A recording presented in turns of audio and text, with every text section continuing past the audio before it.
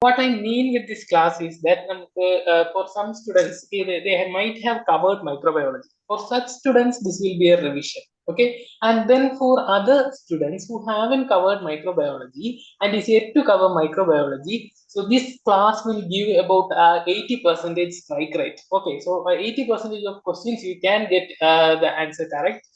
So I will try to include almost the whole topic, but again, time is a constraint, but no problem. All the important topics are covered here. So we will start. So I'll be giving questions to you, and you can answer that in the chat box. There is no problem in making mistake here. Make mistake and get corrected, so that in the final stage we can get the correct answer. So that is the aim. So answer the questions in the chat box, and no problem even if you make any mistakes. So this is our first question. I think my screen is visible to you. Okay, our first question is: a 5-year-old child presented with cough and breathlessness. Sputum gram staining is given below. What is the best method to demonstrate capsule of this organism? So that is the question. So before we go into how to demonstrate capsule, we'll just give a brief introduction about how to read gram stain or how to interpret gram stain. So how to interpret gram stain? In gram stain, we will be looking for okay, 1 second. I have a little problem with my pen.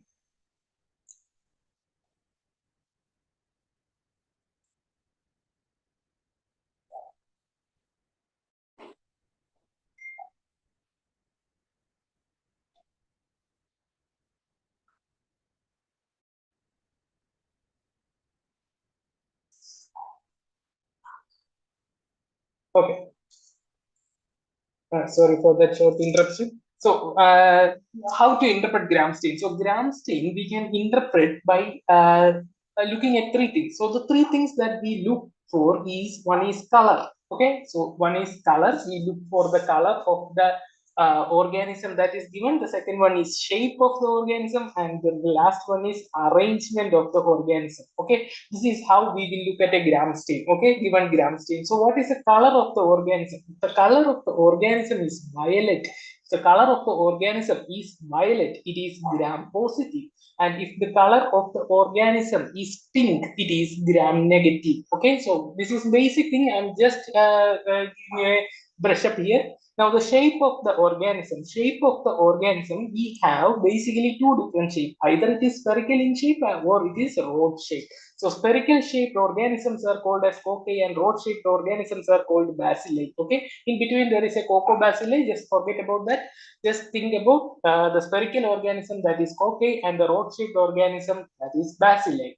Now we look for arrangement. See, cocci, they are arranged either in pairs, okay, pairs or chains or groups. This is the arrangement of cocci. Okay, bacilli, they are either arranged as scattered, okay, scattered, or they are arranged in chains as Bacillus anthracis, or they may be arranged in Chinese letter pattern as in Corynebacterium diphtheria. Okay, so these are the arrangement. So we look for the color and determine whether it is gram positive or gram negative, then the shape and determine whether it is cocci or bacilli, and look for the arrangement. So this is how we will look at a gram stain. Okay, and in the shape we can add on the shape. So okay, if any difference in shape is there, that will also be added on. Okay, so now coming to the picture. Okay, so this is the gram stain picture given to you. I think it is clear to you. Okay, so see what is the color of the organism here. What is the color of the organism given here? So this is the organism. See what is the color of the organism. What is the color of the organism given here? It is violet in color. Violet in color. So this is a gram positive organism. This is a gram positive organism. So first thing we look for is color. Now what will we look for? The shape of the organism. See, shape of the organism, it is spherical in shape. It is spherical in shape. So the shape of the organism is spherical in shape. So it is cocci. So this is gram positive cocci. Okay, now what is the arrangement here? See, two arrangement. It is arranged in pairs. Arranged in pairs. So this is gram positive cocci that is arranged in pairs.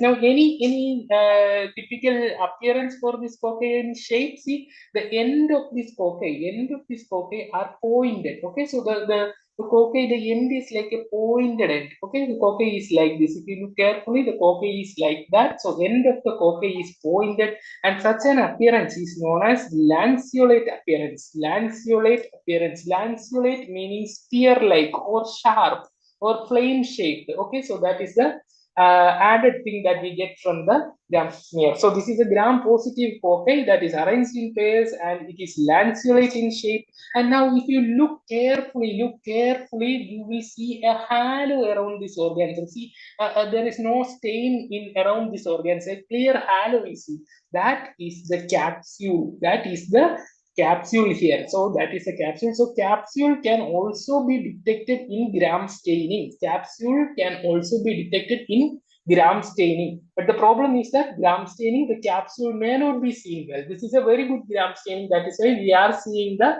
capsule. So that is how we interpret the gram stain. Now coming to the capsule. So what is capsule? See, capsule comes under cell wall appendages. They are the appendages of cell wall. Okay, cell wall appendages. So capsule comes under cell wall appendage, and we have mainly three appendages. Okay, so we have mainly three appendages. Okay, so the first one is capsule, then we have fimbriae, okay, fimbriae, and then we have flagella, okay, fimbriae and flagella. So these are cell wall appendages, cell wall appendages. Now, capsule, see, this is either made up of polysaccharide or polypeptide. So capsule is of two types, either it is polysaccharide, polysaccharide, or polypeptide, polypeptide. Now, polypeptide capsule is seen only in one organism, that is Bacillus anthracis, that is the anthrax bacilli. Only anthrax bacilli has polypeptide capsule. All other capsulated organisms, will have a polysaccharide capsule. Okay. Now there is another capsule known as hyaluronic acid capsule that is seen in some Streptococcus pyogenes. Not important to you. Just remember that capsule is of two types: polysaccharide and polypeptide. Polypeptide capsule is seen in anthrax bacilli, and polysaccharide capsule is seen in all other capsulated bacteria. Okay. Now coming to the detection of capsule. Okay, detection of capsule. So the best method for detection of capsule, whether it is polysaccharide capsule or polypeptide capsule, the best method is latex agglutination test. The best method is latex agglutination test. Okay, latex agglutination test. And the second best method is negative staining. Negative staining. Second best method, both of them, polysaccharide and polypeptide, the best method. Second best method is negative staining. Negative staining example is India ink staining. India ink staining. Nigrosin staining. See, these are black colored dyes. Okay, nigrosin staining. So negative staining is the second best method. And the last best method means the last method for polysaccharide capsule, we have Quellen reaction. Quellen reaction. Quellen reaction is for polysaccharide capsule. And for polypeptide capsule, we have McFadden reaction. McFadden reaction. So that is the third best method. Okay. So the best method for detection of capsule is latex agglutination test. C is the question. The answer is C. Latex agglutination test. That is the best method to detect the capsule. Quellen reaction for polysaccharide capsule, not the best method. India ink staining, second best method, and McFadden reaction is the third best method for a polypeptide capsule. Okay. Now we have another cell wall appendage known as fimbriae. Okay, cell wall appendage known as fimbriae. See, fimbriae are organ of attachment. They are required for attachment. Okay, they are organ of attachment. They are required for attachment. So whichever bacteria required to attach to your mucous membrane, they should have a fimbriae. For example, all UTI causing organisms, all urethritis causing organisms, they have to stick to the urethral mucosa. So they have fimbriae, and they are detected by heme agglutination. Detected by heme agglutination. Okay. Here, heme agglutination. Now the last one is flagella. Okay, so flagella is the organ of locomotion. Flagella is the organ of locomotion. So it is required for bacteria to move, and it is seen in bacteria that move from one place to another. It is the organ of locomotion. Now, how do we detect the flagella? How do we detect the flagella? There is two methods to detect flagella, either direct method or indirect method. So direct method for detection of flagella and indirect method. Direct method means if the bacteria is motile, if the bacteria is moving from one place to another, then it is having flagella. That is a direct method. Okay. If it is motile, if you see that the bacteria is moving from one place to another, then that is bacteria is having flagella. There is one exception to this rule, that is mycoplasma. See, mycoplasma is a motile organism that shows gliding motility. Okay, mycoplasma shows gliding motility. They do not have flagella. They do not have a cell wall, so they do not have cell wall appendage like a flagella. So mycoplasma are cell wall deficient organism. They don't have flagella, but they are motile by gliding motility. All other organisms which are motile, all other bacteria which are motile, they are having flagella. So flagella, the method of detection of flagella or motility, the best method for detection of motility is hanging drop. Hanging drop. So this is the best method for detection of motility. Hanging drop motility test.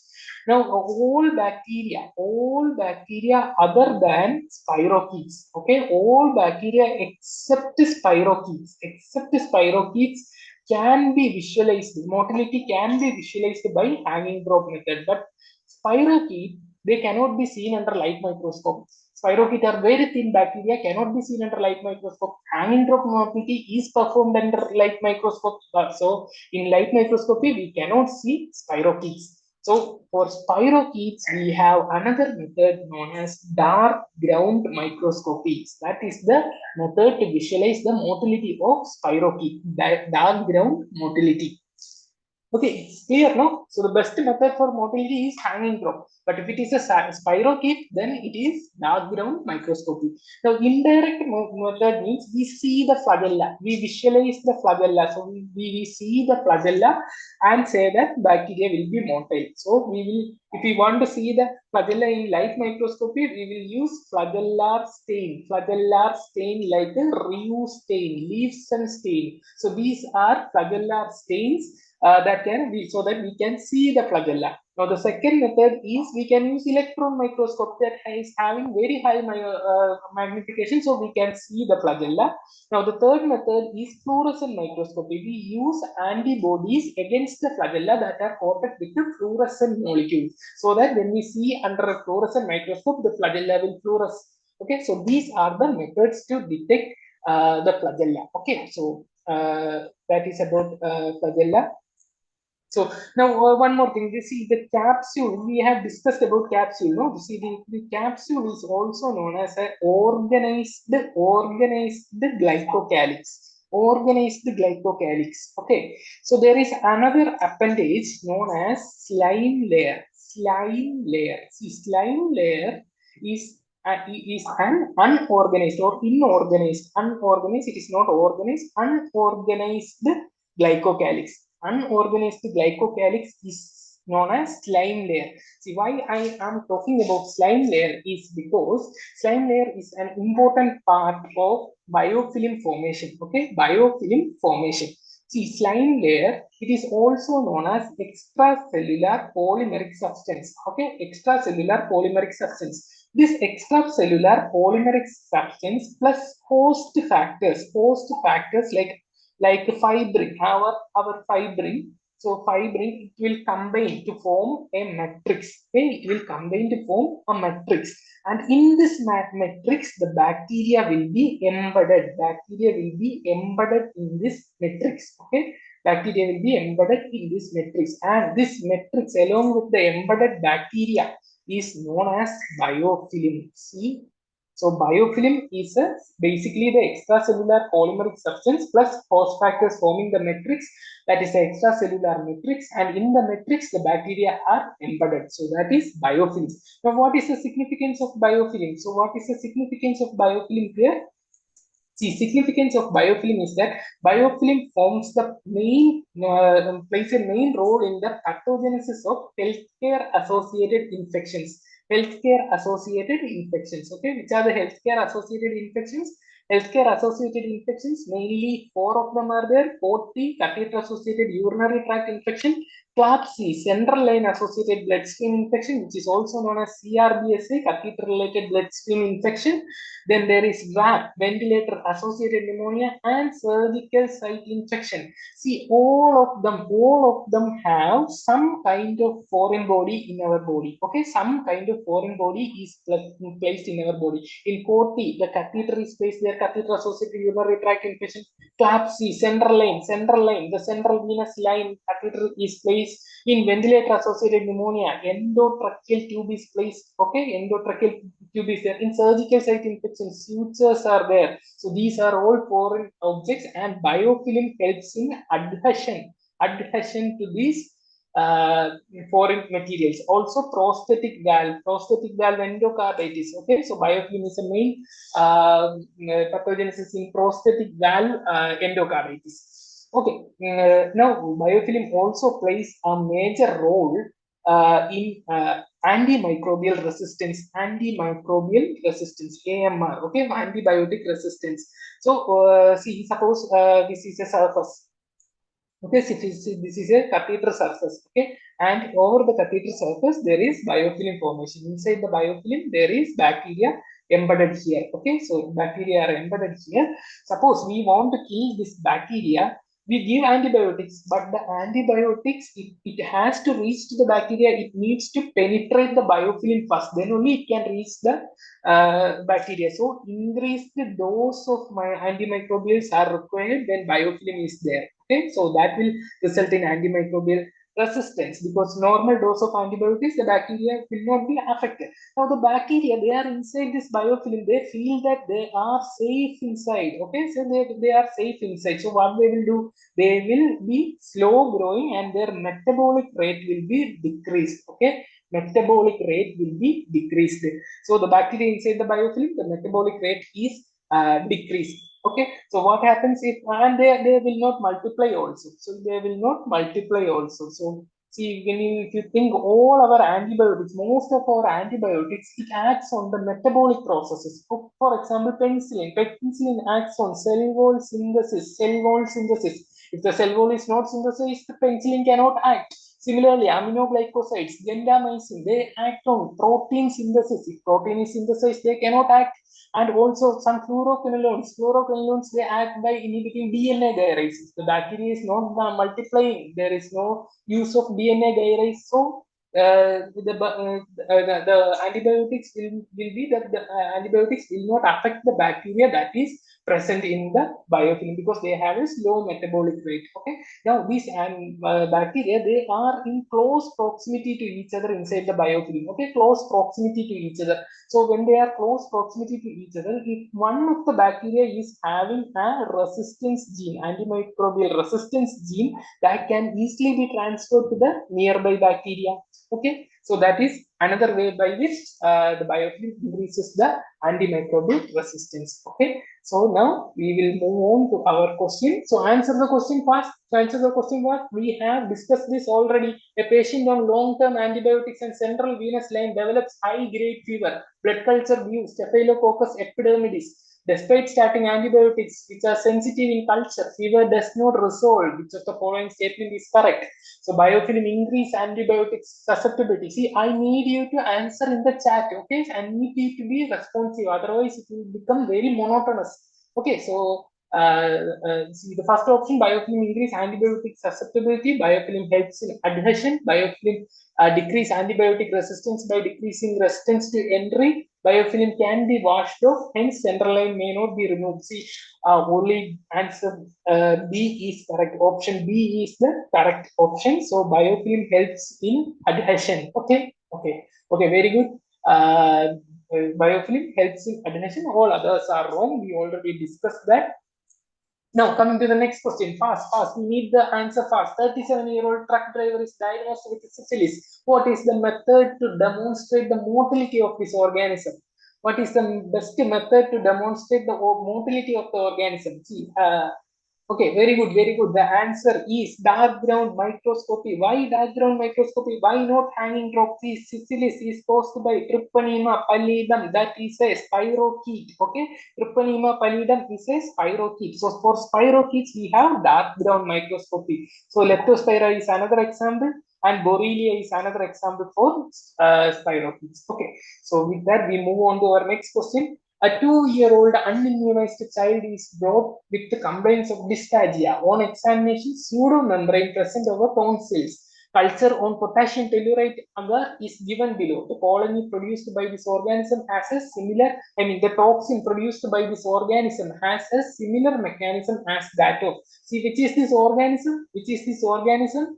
This is Corynebacterium diphtheria. They see pseudomembrane is there, or potassium tellurite agar is the selective media for Corynebacterium diphtheria, and they form black-colored colonies on potassium tellurite bed agar. Now, the pathogenesis of diphtheria is by toxin production. Pathogenesis is by toxin production. So, what is the mechanism of action of diphtheria toxin? So, before we discuss about that, we will discuss about bacterial toxins. Okay, so this is forms a part of bacterial virulence factors. So, bacterial toxins. See, there are the bacterial toxins act by 4 major mechanisms. Okay, 4 major mechanisms. So, which are the 4 major mechanisms? I will tell you. First one is increasing CAMP, CAMB, cyclic adenosine monophosphate. That is the first mechanism. The second mechanism is by increasing CGMP. Okay, CGMP is cyclic guanosyl monophosphate. Okay, so that is the second mechanism, and the third mechanism. Okay, the third mechanism is by increasing or inhibiting neurotransmitters, and the fourth mechanism is by inhibiting protein synthesis. This is the 4 major mechanisms by which bacterial toxins act. Okay, so now coming to the first mechanism, that is increasing CAMP, CAMP. There are 2 bacteria here. Okay, that acts by bacterial toxins, that acts by increasing CAMP. The first one is Vibrio cholerae. You know this organism, Vibrio cholerae, and the second one is Bacillus anthracis. Okay, so these 2 bacteria acts by increasing CAMP. So Vibrio cholerae, the toxin, you know about the toxin. It has 2 components, an A component and a B component. So that is the cholera toxin, that is known as bipartite toxin. So B, for any toxin having A and B subunit, the B is for binding. You see, okay, B is for binding, and binding where? Binding on GM1 ganglioside. GM1 ganglioside is the receptor for cholera toxin. Now, what happens when B binds to GM1 ganglioside? When B binds, A will be transferred into the cell. By the B subunit. So, what will A do now? A has reached the cytoplasm. The A will bind to G protein. And increase cyclic AMP. Okay, cyclic AMP. So G protein and increase adenylation of ATP, resulting in increase of CAMP. So CAMP is increased. What happens? Protein kinase is increased. That is another enzyme. Protein kinase is increased. This protein kinase go and activate chloride channels. Okay, so chlorine will be pumped out of the cell into the intestinal lumen. When chlorine is pumped out, sodium will not be absorbed into the cell, because chlorine is outside. Where chlorine is there, sodium will also there. So sodium will move out of the cell and sodium will not be absorbed. When sodium and chloride are in the lumen, who will accompany? Water will accompany. So water will move out of the cell into the intestinal lumen. So this is your rice water stools in cholera. So sodium chloride plus water, that is rice water stools in cholera.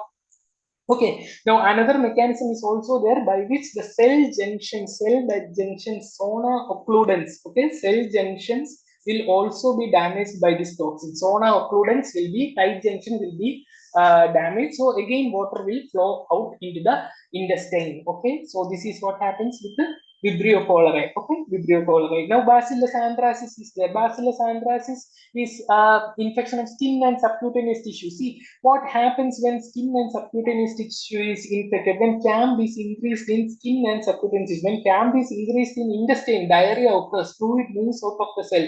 Here also, fluid moves out of the cell, but here edema occurs. Edema occurs. Fluid moves out into the interstitium. So edema occurs. Edema. So this toxin, this part, the component of the toxin is also known as edema factor. Edema factor. Okay, so that is clear. Now the bacteria that increase CGMB, there is only one bacteria that acts by this mechanism, that is Clostridium difficile. Clostridioides difficile. Clostridioides difficile. See, Clostridioides difficile causes pseudomembranous colitis. Pseudomembranous colitis, and it is occurs in hospitalized patients taking prolonged antibiotics. Okay, antibiotics like ceftriaxone, clindamycin, all these antibiotics, the normal flora will be gone, and Clostridioides difficile will produce the toxin, which will result in pseudomembranous colitis. Now, we'll talk a little about Clostridioides difficile here. The selective media for Clostridioides difficile is CCFA, cycloserine cefoxetine fructose agar. Not required. The full form is not required. Just I'm mentioning the selective media. One is CCFA and another one is CCYA, Egiocagar. CCYA, cefoxetine cycloserine Egiocagar. Okay, and the treatment for Clostridioides difficile is oral vancomycin, or oral fidaxomicin. So that is the treatment of pseudomembranous colitis. Okay, see, vancomycin itself can cause Clostridioides difficile. That is a funny factor out there. Okay, anyway, almost all antibiotics will cause this. Okay, now the bacterial toxin that acts by increasing means inhibiting neurotransmitters. See, neurotransmitters are of two types. Okay, two types of neurotransmitters are there. One is excitatory neurotransmitter, and then there is inhibitory neurotransmitter. Okay, so inhibiting excitatory neurotransmitter. So excitatory neurotransmitter is inhibited by Clostridium botulinum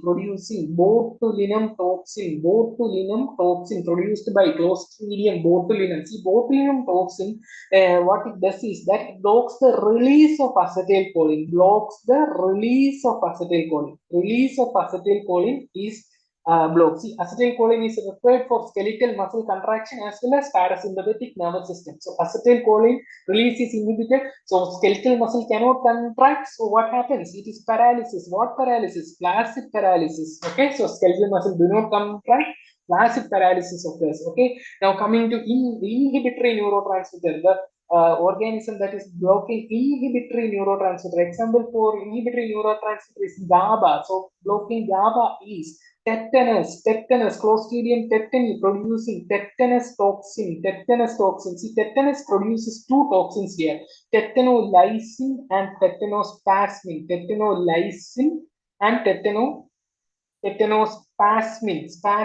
See, tetanolysin don't have any role in pathogenesis. Only tetanospasmin has the role in pathogenesis. So tetanospasmin will block the inhibitory neurotransmitter. When inhibition is gone, what happens? The skeletal muscles will contract. Okay, contract uncontrollably. That will result in spastic paralysis. Okay, so that is it. Now coming to the last mechanism of action, inhibiting protein synthesis. There are 4 bacteria acting by inhibiting protein synthesis. Okay, so the protein synthesis, there are actually 2 sites at which the bacterial toxins act. One is elongation factor 2 and another one is ribosome. Okay, so elongation factor 2 actually helps in synthesizing the protein, adding amino acids to the protein. So elongation factor is inhibited by 2 toxins here.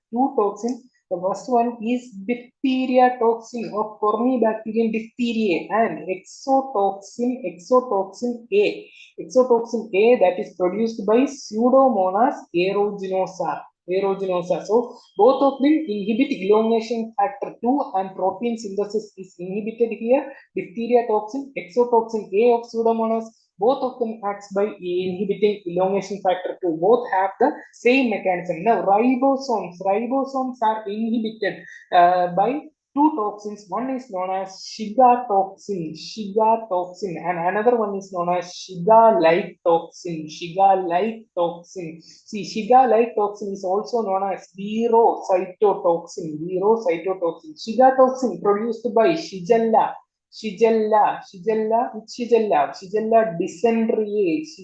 dysenteriae type 1. Okay, and virocytotoxin is produced by Virocytotoxin is produced by E. coli. Which E. coli? E. coli O157H7. Okay, O157H7. What is this O and H? O denotes the somatic antigen, H denotes the flagellar antigen. Okay, so that was asked previously. So both these organisms, both Shigella and E. coli O157H7, both of them causes dysentery as well as dysentery means bloody diarrhea. Dysentery plus hemolytic uremic syndrome. See, hemolytic uremic syndrome is most commonly produced by E. coli. E. coli O157H7. But Shigella dysentery 1 can also cause hemolytic uremic syndrome. Okay. Now answer the question fast. Okay. Answer the question fast. 20-year-old female attended a mela 2 days back. She now presents with rice water stools. What is the receptor for this organism? Answer fast. Answer fast. The organism here is cholera, Vibrio cholera, rice water stools. So what is the receptor here? Okay, very good, very good. The answer is GM1 ganglioside. That is the receptor for cholera toxin. Now, a neonate presents with a decreased response and muscle tone.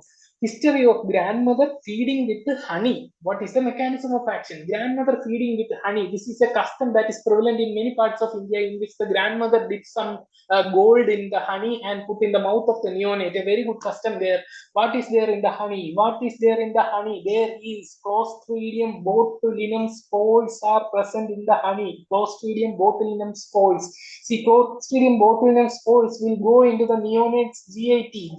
So it's a neonate, a baby, so the immune system is not developed. The Clostridium botulinum spore will develop into the Clostridium botulinum bacilli and produces the toxin. Now, what is the mechanism of action of the Clostridium botulinum toxin? Very good, you are answering. It is answer inhibition of release of acetylcholine. Done. Now we are going to the next question. A 40-year-old male had an injury to foot with iron nail. His image is given below. What is the cause of this condition? What is this condition?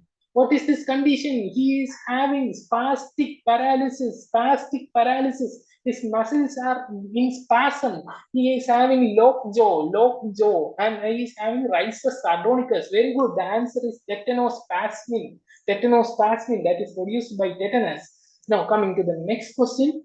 A 37-year-old patient was admitted with respiratory failure and was ventilated. His endotracheal aspirate showed the growth of Klebsiella pneumonia. So this is ventilator-associated pneumonia, but that is not the question. Which of the following tests will you do to know the drug resistance of this organism? Which test will you do to know the drug resistance of the organism? Can you answer this question? Okay, we will come back to the question. So we will see the antimicrobial susceptibility testing. Okay, antimicrobial susceptibility testing, in which we test for the bacteria's antimicrobial susceptibility, whether it is sensitive or resistant. There are three main mechanisms. Many mechanisms for antimicrobial sensitivity testing are there, but three main mechanisms that you should know. That first one is disk diffusion. Disk diffusion is the first method. Disk diffusion. Then there is another method known as diffusion and dilution. Diffusion plus dilution. And the third mechanism is broth dilution. So these are the three main mechanisms. Okay. Or three main methods for antimicrobial susceptibility testing. Now, disk diffusion means there are two methods here. One is Kirby-Bower disk diffusion. You might have heard of this. the Kirby-Bower distribution, and the second one is Stokes distribution. Stokes distribution. So forget about Stokes, we will talk about Kirby-Bower distribution. What we are doing is we will test the antimicrobial susceptibility in a Petri dish. Okay, in a Petri dish, we will take an agar, and this agar is known as Muller-Hinton agar. Muller-Hinton agar is the agar used for antimicrobial susceptibility testing. So we take the agar in a Petri dish, and what we do is that we will make a lone culture of the bacteria. Okay, lone culture of the bacteria. The bacteria is swabbed over the entire surface of the Muller-Hinton agar, and then we will put the antibiotic disc in it. Okay, so antibiotic disc will contain a fixed concentration of a drug. For example, gentamicin 10 micrograms. Now, if the bacteria is sensitive, there will be no growth around the disc. Okay, there will be a clearing around the disc. There will not be any growth around the disc. There will be clearing. Okay, around the antibiotic disc. So what we do is that we will measure the diameter of this clearing, and we will compare it with a standard guideline like CLSI. That is not important for you. So the standard guideline will, for example, say that 20 millimeter diameter is sensitive, more than 20 is sensitive, less than 20 is resistant. Okay, so suppose our zone size is 21 millimeters. Now we know that it is more than 20 millimeters, that is 21 millimeters. So our bacteria is sensitive to the particular antibiotic. Okay, so this is Kirby-Bower disc diffusion method. Now another method is diffusion plus dilution. Diffusion plus dilution. The name of this test is E-test. E-test. Yet E-test is also known as epsilometer test. Epsilometer test. Here, the testing mechanism is similar, in which we take the Petri dish with the Muller-Hinton agar. Petri dish with the Muller-Hinton agar. We will swab the bacteria as a lone culture all over the surface of the plate. We will swab it, and then what we do is that we will take a filter paper strip. Okay, filter paper strip, and inside this filter paper strip, antibiotic is present in a concentration gradient. For example, this is 100, this is 80, this is 50, this is 20, this is 10. Okay, so antibiotic is present in a concentration gradient. Okay, so so suppose the organism will be sensitive to the antibiotic at higher concentration, but as concentration decreases, the bacteria will become less susceptible. So we will get a zone like this. I'll show the picture to you. We'll get a zone like this. So the bacterial growth, there will be no growth here and here, no growth will be there, and it will meet at a point in this filter paper. So at that point we have 20. See, 20 microgram is the drug concentration that is required to kill the bacteria. This is the minimum concentration of the drug that is required to kill the bacteria. So this is known as minimum inhibitory concentration. See, minimum inhibitory concentration can be found out by E-test, but it cannot be found out by disc diffusion. In disc diffusion, we can say, depending on the diameter, whether it is sensitive or resistant. So in E-test, we can say that the organism is the minimum inhibitory concentration of the organism can be found out. Now another one is broth dilution. In broth dilution, what we do is that there are two types of broth dilution: macro broth dilution and micro broth dilution. Okay, I will talk about macro broth dilution. I take like 4 or 5 test tubes, and I take Muller-Hinton broth. This is a liquid culture media. It's a broth dilution. So Muller-Hinton broth is taken. So in every test tube, Muller-Hinton broth is taken, and fixed amount of antibiotic is added to it. For example, 2 microgram, 4 microgram, 6 microgram, 8 microgram. So fixed microgram of antibiotic is also added, and then the bacteria that we are having, that is added to all the tubes. Okay, all the tubes. Now when bacterial growth occurs, what will happen? There will be turbidity. Turbidity will be there when bacterial growth occurs. If bacterial growth doesn't occur, there will not be any turbidity, and the food will be clear. So we can find out that, see, up to 4 microgram, the growth is there. From 6 microgram, it is clear. Okay, so 6 microgram is the minimum inhibitory concentration of antibiotic that is required to inhibit the growth of the bacteria. When we do it in a small scale, in ELISA plate, this can be done in small scale ELISA plate in this micro titer well, then that is known as micro broth dilution. Okay, microbrod dilution. So that is about antimicrobial susceptibility testing. So these are the pictures. See, the first one, this is the Kirby-Bower diffusion method. And here, see the antibiotic, and around that there is clearing. We measure the diameter and say that it is sensitive or resistant. Now, this is the filter paper strip, and there is antimicrobial, the antimicrobial agent that is present in a gradient. See the zone here. See, come and meets at a point, and at that point the reading is taken. That will be the MIC. Now, this is microbrod dilution done in a microtiter plate. This is microbrod dilution. Here also MIC can be found out. Okay. Now coming to our question. See, which of the following tests can be used for antimicrobial susceptibility testing? Now you can answer it easily. It is E-test or epsilometer test. See, Amaldev is an advanced method for identification, not for drug susceptibility testing. Okay, it detects proteins. Okay, detects proteins, and it is used for identification of bacteria. Now, string test can be used for hypervirulent Klebsiella. So, some Klebsiella are known as hypervirulent. They will be string test positive. Also, string test is used for cholera and also for gram-negative organisms. String test can be used. See, all the three string tests, they are different. Now, biofilm film array is PCR or multiplex PCR. We'll talk about PCR in our next class when virology comes. Okay, so that is it. Now we move on to our next question. You have to answer this fast. Antimicrobial susceptibility testing is usually done on which media? Which media is used for antimicrobial susceptibility testing or antimicrobial sensitivity testing? Answer fast. Yeah, D, very good. This Muller, Hinton, Agar. Now, MIC can be calculated by all of the following antibiotic sensitivity methods except easy for you. We have just discussed, no, easy. So, which method MIC cannot be calculated? In E-test and broth dilution method, MIC can be calculated, but in Kirby-Bower distribution method, we only get the diameter. We get to know whether it is sensitive or resistant.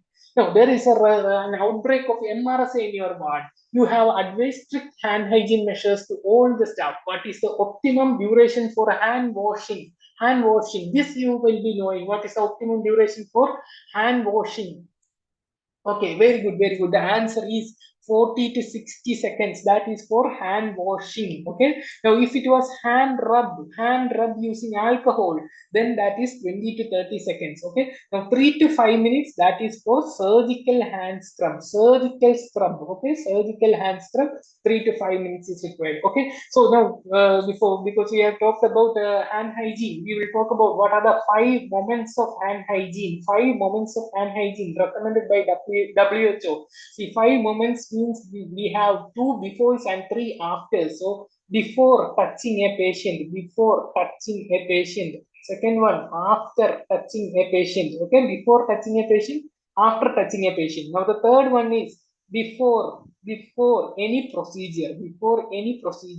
Okay, so before a procedure, whether it is aseptic procedure. Now, the fourth one is after the procedure. Now, the fifth one is after touching the patient's surroundings.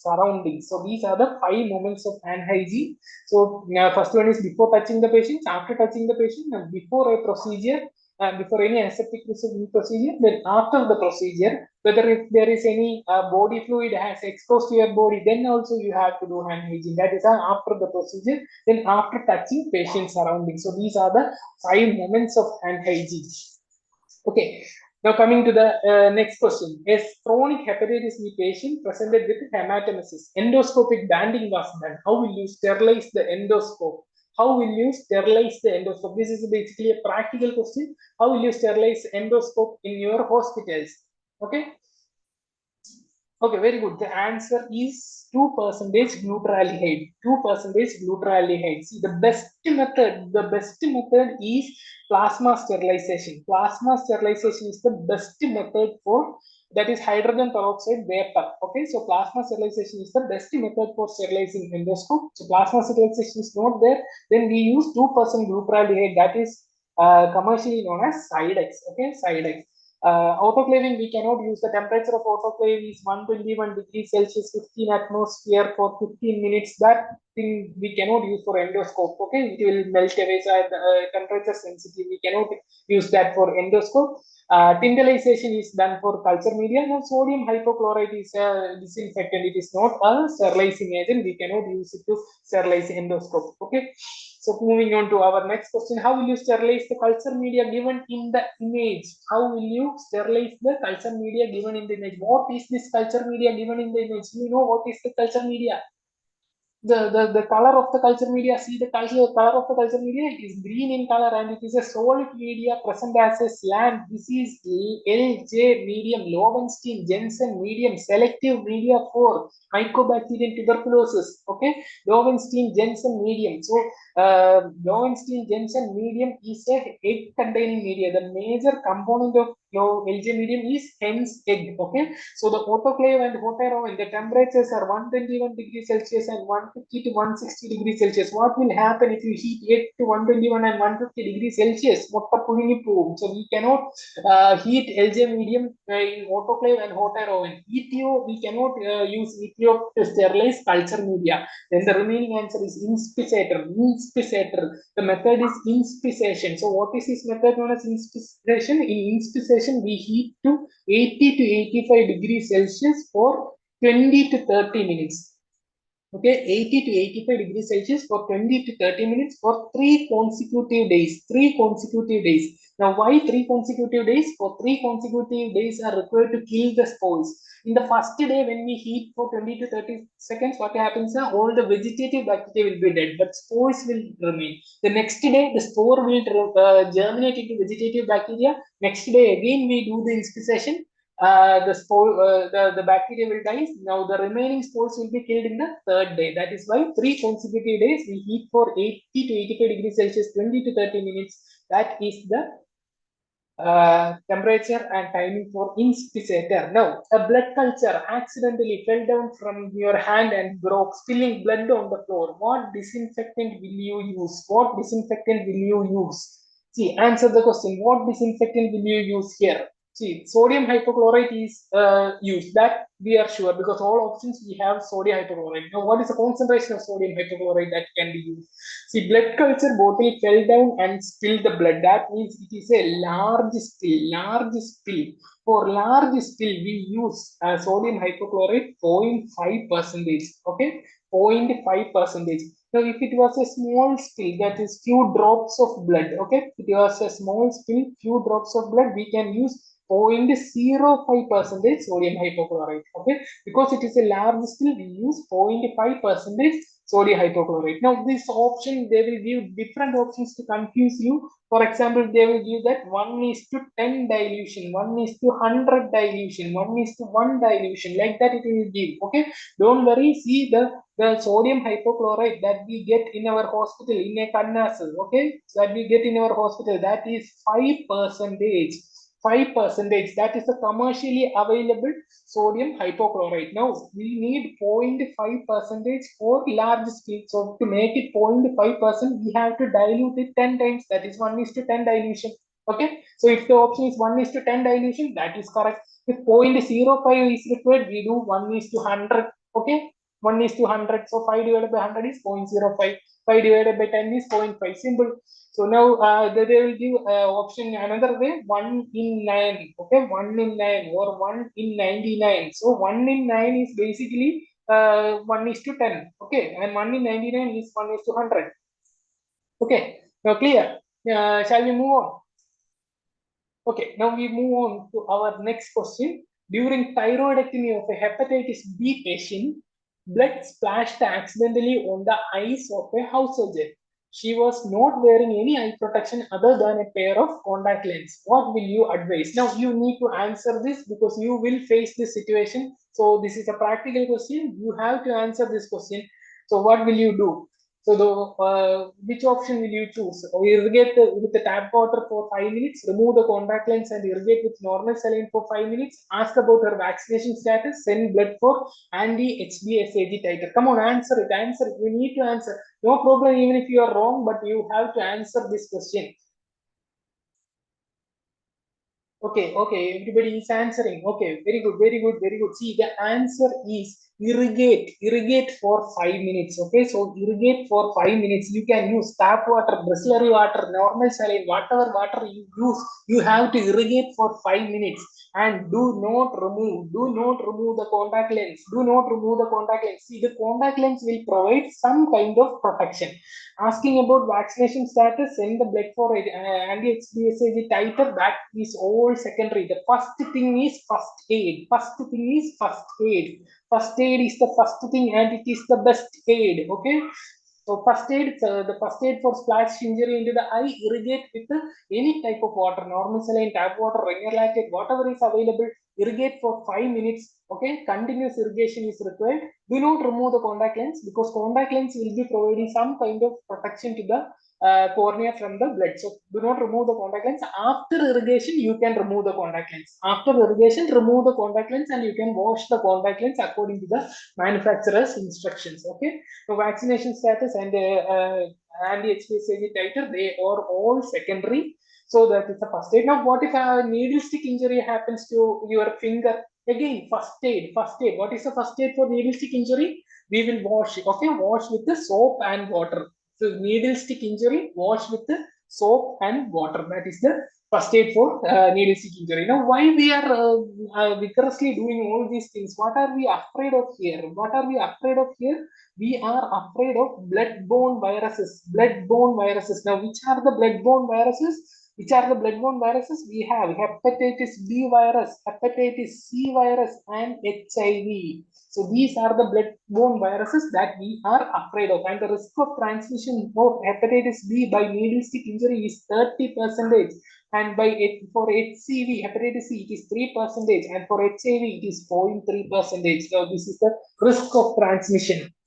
Now, post-exposure prophylaxis, will give post-exposure prophylaxis. Post-exposure prophylaxis or PEP, that is not available for HCV. PEP is only available for HIV and HBV. For HIV, what PEP will you give? What is a PEP? What is the treatment of HIV?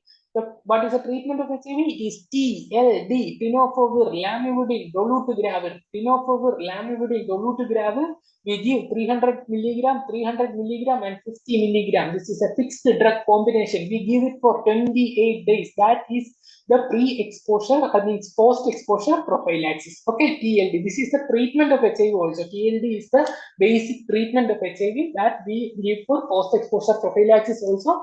For 28 days, we will give 350 milligrams of tenofovir lamivudine and dolutegravir. For hepatitis B virus, we will be giving hepatitis B immunoglobulin and hepatitis B vaccine. So for whom we give vaccine, for whom we give hepatitis B immunoglobulin, if we get time in the last, I will discuss with you, because it needs a little bit of concept to be made understood to you. So whether it is vaccine, how do we know that the vaccination is protective? How do we know? We look at the antibody titer, anti-HBsAg titer, anti-HBsAg antibody titer, and that titer should be more than or equal to 10 milli international unit per ml. Very important. Okay, 10 milli international unit per ml. 10 milli international unit per ml. That is the safe HBsAg titer. Okay. Now, if you look for the titer one time and it comes above 10 and then it goes down, no problem. Okay. The thing is that at least once it should come above 10 and then it goes down below 10, no problem. You are safe. Okay. Okay. So now coming to our bacteriology, we are starting bacteriology. So a 21-year-old young man having frequent food from outside, complaints of increasing fever for 4 days, abdominal pain, on examination, temperature 101 degrees Fahrenheit, pulse rate is 62 per minute. What investigation will you do? See, this is simple question. You study in your second year. Okay, which investigation will you do? So answer this question. What is this disease here? What is this disease here? This is endemic fever. This is typhoid, endemic fever. Now, how do you came to the conclusion that it is typhoid? See, we frequent in food intake from outside, then there is increasing fever for 4 days, increasing fever. If you plot the fever chart, you will see that suppose this is 37 degrees Celsius, you will see that it goes up, then remains there for some time, goes up, remains there for some time, goes up. This is step ladder pattern. step ladder pattern, increasing fever, and it will not touch the baseline, will not touch the baseline. So that is step ladder pattern seen in again enteric fever. Now there is another thing is that temperature. Look at the temperature here, 101 degree Fahrenheit, and the pulse rate it is only 62. This is relative bradycardia. Relative bradycardia. See that pulse rate should have gone up because of the temperature is high. So this is relative bradycardia, which is also known as Paget syndrome. Paget syndrome. We see these are hallmarks of enteric fever. Okay. Now, what is this boy having over his body? This is rose spots. Rose spots is a maculopapular rash that is seen in salmon-colored patches. Okay, rose spots. So this is the what do you call the rashes. So this is enteric fever. Now, coming to which investigation will you do? See, we have a tendency to go towards Vidal, but see the thing here. See the thing here. It is 4 days. It is 4 days. It is only 4 days. See, if the symptoms are less than 1 week, the best method is blood culture. Blood culture. Then we can do bone marrow culture also, as well as duodenal aspirate. Okay, so less than 1 week. Now, if it is 1 to 2 weeks of time, then we can do Vidal. Then we can do Vidal. See, Vidal is an antibody, antigen antibody test. For antibody, we are detecting antibody. Antibody requires time for production. So it requires 1 week for antibodies to come to the blood. So less than 1 week, we have to do blood culture or bone marrow culture or duodenal aspirate. 1 to 2 weeks we have Vidal. Now 3 to 4 weeks we do stool culture and urine culture. Okay, urine culture. This is the diagnostic protocol for salmonella. Okay, so because we have talked about salmonella, for completion sake, what is the selective medium for salmonella? Selective medium for salmonella. Selective medium for salmonella is XLD, xylose lysine deoxycholate agar, and Salmonella typhi will be seen as red colonies with a black center in XLD. Another media is PCA, deoxycholate citrate agar. Okay, those are the selective medium. Now in McConkie agar, if you take McConkie agar, you will see non-lactose fermenting colony that is pale in color. Okay, lactose fermenting colony will be pink in color, but salmonella are non-lactose fermenting, so pale in color in McConkie agar. Okay, the treatments. So what about the treatment of typhoids? Treatment of enteric fever? The treatment of enteric fever, empirical treatment, the best empirical treatment is ceftriaxone. Empirical treatment means you do not know the culture status. So ceftriaxone more than azithromycin. So that is empirical treatment. Now, if you do a culture and sensitivity and found to be sensitive to ciprofloxacin, then you give ciprofloxacin. So culture, if it is from culture sensitive to ciprofloxacin, then you give ciprofloxacin. Now, the vaccine available for salmonella vaccine, we have an oral vaccine known as Typhoral. It is made from TY21 strain. Okay, TY21 strain is a live attenuated vaccine. There is also a subunit vaccine, that is the VI polysaccharide vaccine is also there.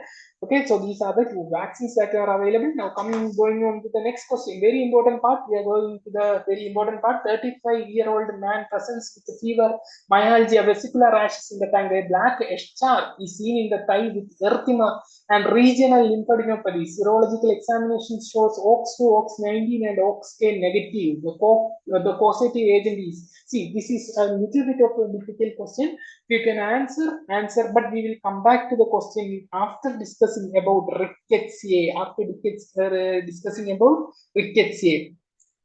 So, okay, so we are going to discuss about rickettsia. So, the family rickettsia. See, it is a very difficult topic. So, everybody tells me I cannot remember rickettsia.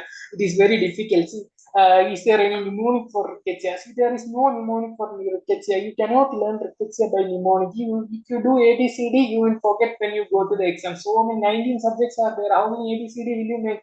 So rickettsia, I will simplify it to you. We will classify rickettsia into 3 groups. Okay, so this is a classification that is available. So we classify rickettsia into 3 groups. Which are the 3 groups? One is typhus group. First group is typhus group. Then we have spotted fever group. fever group. Spotted fever group. Then we have the scrub typhus. We all know scrub typhus. Our poor scrub typhus caused by Orientia susugamushi. Our Orientia susugamushi. So scrub typhus, let him remain there. We have typhus group. There are two types of typhus. Okay, and spotted fever. Actually, there are four rickettsia bacteria, rickettsial bacteria that are causing spotted fever, and scrub typhus only one bacteria is there. So, which are the two types of typhus? We have epidemic typhus, and endemic typhus. Easy.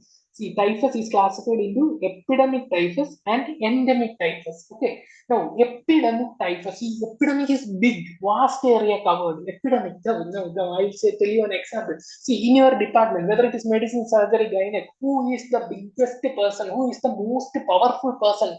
Who is the most powerful person in your department? See, it is the HOD. HOD is the most powerful, and HOD will be invariably be the professor. Professor. See here, this is the term here. Professor. Okay, so professor. So professor is the biggest person in your department. We are the most powerful. So epidemic, the biggest large area. It is caused by the professor. Rickettsia provosaki, professor, epidemic typhus. Okay, clear. Epidemic typhus, Rickettsia provosaki. Now, endemic typhus. See, this is typhus. Okay, so endemic typhus, it is small. It is caused by Rickettsia typhi. Okay, Rickettsia typhi. Clear? So the two typhus are clear. Epidemic typhus, endemic typhus. Epidemic typhus is big. It is caused by the Professor Rickettsia provosaki. Now, endemic typhus, it is caused by small one, Rickettsia typhi. Okay, over. Now we move on to spotted fever group. There are four bacteria in spotted fever group. Which are the four bacteria in spotted fever group? The first bacteria that comes to your mind when you hear spotted fever, the disease that comes to your mind when spotted fever. Okay, which is the disease? It is Rocky Mountain spotted fever. Okay, Rocky Mountain spotted fever. See, Rocky Mountain spotted fever. See, the name is Rocky. So the causative organism should have a rocking name. See, Rickettsii is a rocking name. The name itself repeats twice. Rickettsii. It is a rocking name. Now, see, Rickettsii, Rocky Mountain spotted fever, Rickettsii. Now, rock music, which is the land of rock music. Where rock music? America is the land of rock music. So this is seen in America. Okay, so Rocky Mountain spotted fever, Rickettsii seen in America. Why I mention America is because who follows America? Whatever America does, who follows? We follows. Indians follows. No? The next one is Indian tick typhus. So America, we follow America. Indian tick typhus, which is also known as Mediterranean spotted fever. Okay, so in every corner of India, there means every corner of the world, there is an Indian. Okay, so it is caused by Rickettsia conori. Rickettsia conori causes Indian tick typhus. Now, India follows America. Now, who follows India and America? Africa follows India and America. African tick bite fever caused by Rickettsia africae. Okay, clear. Okay, so those are the three. Now there is one more in this group, one more bacteria in this group. That is an odd one out. In every department, one person will be there that nobody likes that person. He will try to stand out, no, as an exceptional person. So that person is the fourth bacteria in the spotted fever group. It is Rickettsia acari. See, nobody likes him, so everybody calls him as Rickettsia acri. Okay, Rickettsia acri. Remember it's like Rickettsia acri. Nobody likes him. Rickettsia acri. Why nobody likes him? Because he tries to stand out. Okay, so it causes rickettsial pox. When all others causes spotted fever and typhus, this guy causes rickettsial pox. Okay, so pox means chicken pox is there. So what is there in pox? Vesicular rash is there. So Rickettsia acri causes vesicular rash. All others causes maculopapular rash.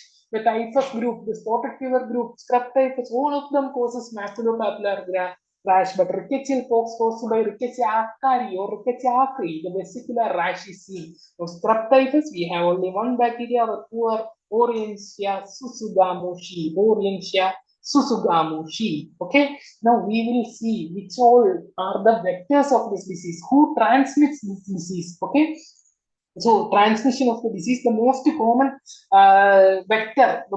common vector is mosquito. You see, I will write some of the vectors here. Most common vector is mosquito. Now, after mosquito, who comes? Louse or lice. Malayalam pain and worry. Louse or lice. It is seen everywhere. Okay. After mosquito, the second most common vector is louse. Then we have flea. Okay. Flea is there. Then we have tick. Tick is there. Then we have mite. Okay. So these are the organisms or these are the vectors. Now, coming to epidemic typhus, Rickettsia professaki, professor. Okay, so he is the biggest one. So he is epidemic. So he requires the most common vector. Most common vector. See, the most common vector is mosquito here, but mosquito says I am not in the scene. Nammal is seen in the mosquito parayunu. So mosquito is out of question. We have the second most common vector, that is louse. So louse is the vector for epidemic typhus. Epidemic typhus is transmitted by louse or lice. So louse-borne typhus is epidemic typhus caused by Rickettsia professaki. So louse is taken. Now what remains? What remains? We have flea here. Flea. Flea is a small organism. Flea is a small organism. So Rickettsia typhi, small, endemic. It is transmitted by flea.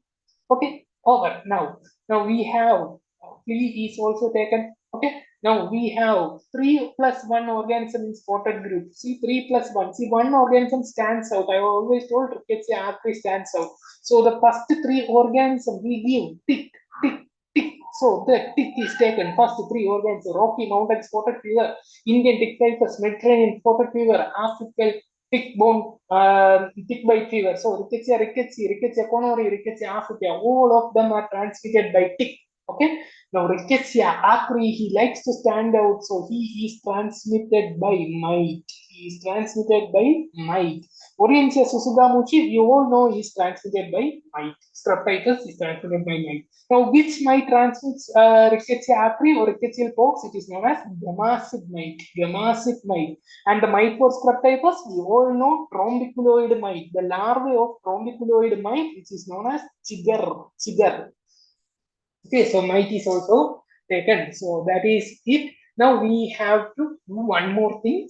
Okay, we have to talk about one more thing, that is how to diagnose. There is an old test for diagnosis of this rickettsia, that is known as Weil-Felix test. See, what is Weil-Felix test? Weil-Felix test is an antigen antibody reaction test. Okay, antigen antibody agglutination test. That is Weil-Felix test. So, if you are infected with the rickettsia, your body will produce antibody against rickettsia. So, if I detect rickettsial antibody in your body, then that means that you are infected with the rickettsia. So, antibody detection. So, antibody is to be detected. So, we take the patient's serum. Patient serum is taken with the antibody. Okay, so antibody is present in patient serum, rickettsial antibody, and we add the antigen, test antigen. So the test antigen will,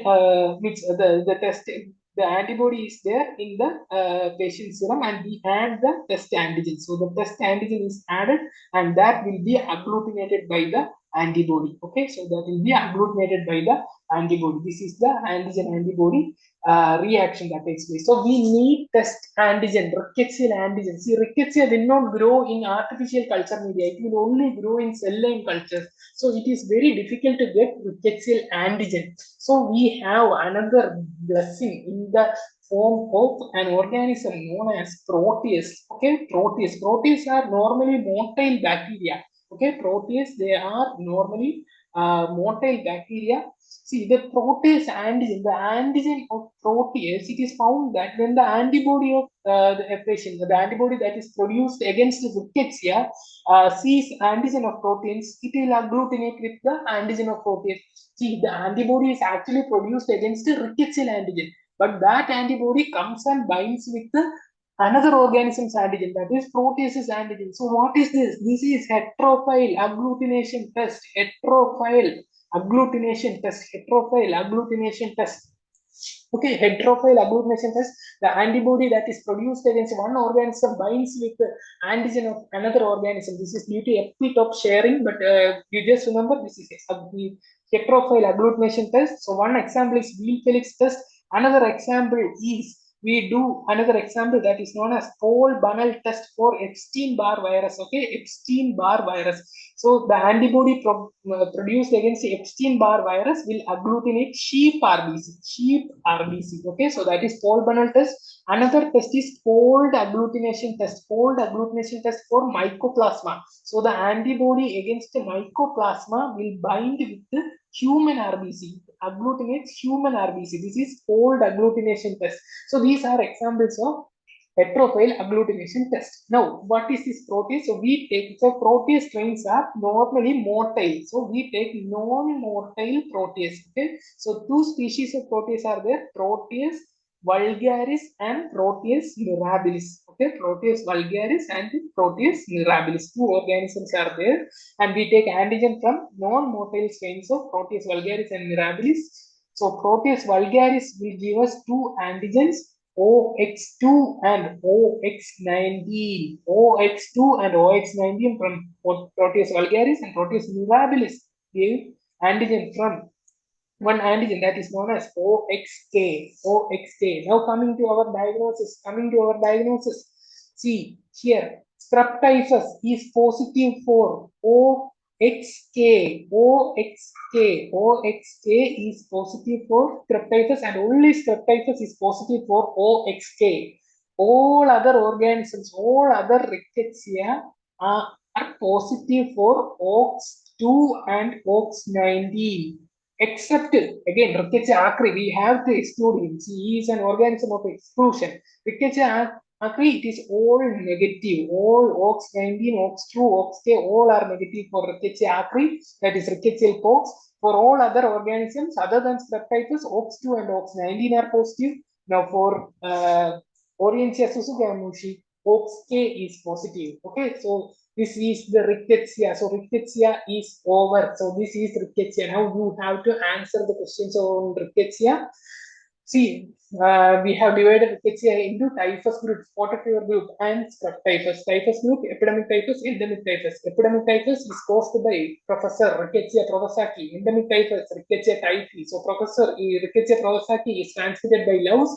Typhi or endemic typhus is transmitted by flea. Now, three spotted fever are four: Rocky Mountain spotted fever, Indian tick typhus, and African tick bite fever. And all of them are transmitted by tick. Rickettsial pox caused by Rickettsia acri is an organism of exception. So it is transmitted by mite. Strep typhus, Orientia susugamushi, again transmitted by mite. Okay, now coming to the question, you have to answer the questions fast, then only we can cover more topic. So more than 90% of the inmates of mental asylum in Burundi, Africa, presents with the fever, rash all over the body except palms and soul. The below shown organism was found in the body of inmates. What is this organism? What is this organism? See, answer the question in the chat box fast. This organism is louse, body louse or lice. Okay, so louse or lice. So the louse-borne typhus, which is the louse-borne typhus? Very good. It will be the largest one, epidemic typhus caused by Rickettsia provosaki. Now coming to our coming to next question. A 56-year-old grass cutter from Kerala presents with fever, headache, myalgia. On examination, jaundice is there. Liver enzymes are elevated. Characteristic lesion is given below. What is this lesion? This is the HR. So this is HR. And antigen of which of the following organism is used to diagnose the disease? Answer first. We have discussed. So wheel Felix reaction is the test. Which antigen is used for wheel Felix reaction? Which antigen is used? Okay, very good. Proteus mirabilis giving us OX-K. OX-K. This is scrub typhus. Okay, scrub typhus. See, this HR is not only seen in scrub typhus. Please note that HR is seen in all rickettsia except epidemic and endemic typhus. So all the rickettsia except epidemic and endemic typhus, HR may be present. Okay, may or may not be present. In scrub typhus, there is only 35% of the cases will have HR. Okay, so now moving on to our next question. Rickettsial pox is transmitted by tick, flea, mite, louse. Come on. Rickettsial pox caused by Rickettsia acri. Rickettsia acri, the one who wants to stand out. Mite, very good. We have answered that. Now next question. A 25-year-old boy presents with pyrexia of unknown origin. Serological examination shows OX-K antibody positive. OX-K, which is answer? OX-K is positive only in OX-K is positive in. Very good. Scrub typhus. Now we move on to our next question. 30-year-old soldier complains of fever, vomiting, myalgia.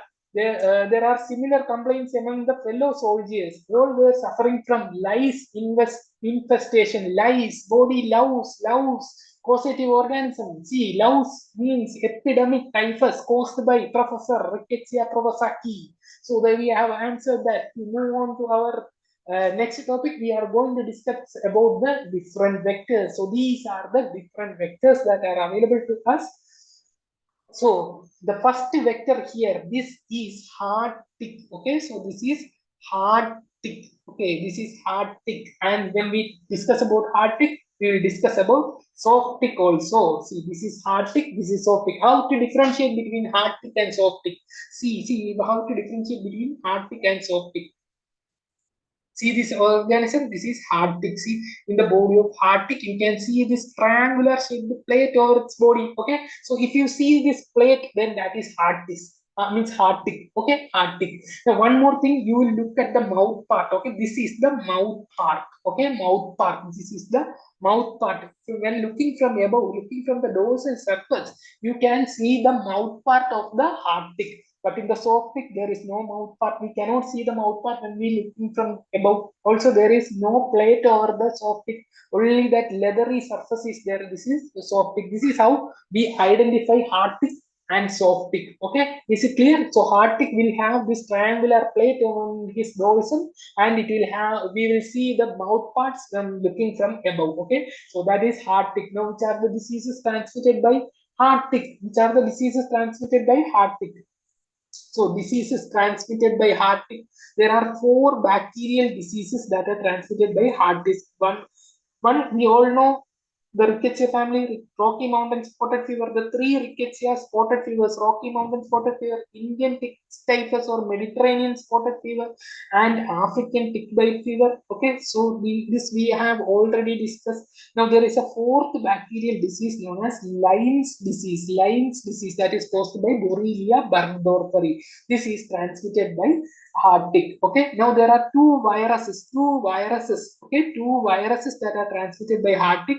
One is Casanur porous disease, and Crimean Congo hemorrhagic fever. These 2 viruses are transmitted by hard tick. And there is one parasite that is transmitted by hard tick, that is Babesia. So these are the organisms that are transmitted by hard tick. So 4 bacteria, 2 viruses, and 1 parasite. These are transmitted by hard tick. Okay, now Rocky Mountain spotted fever, it is caused by which tick? Okay, it will be difficult to remember, but I will say it is caused by Dermacander.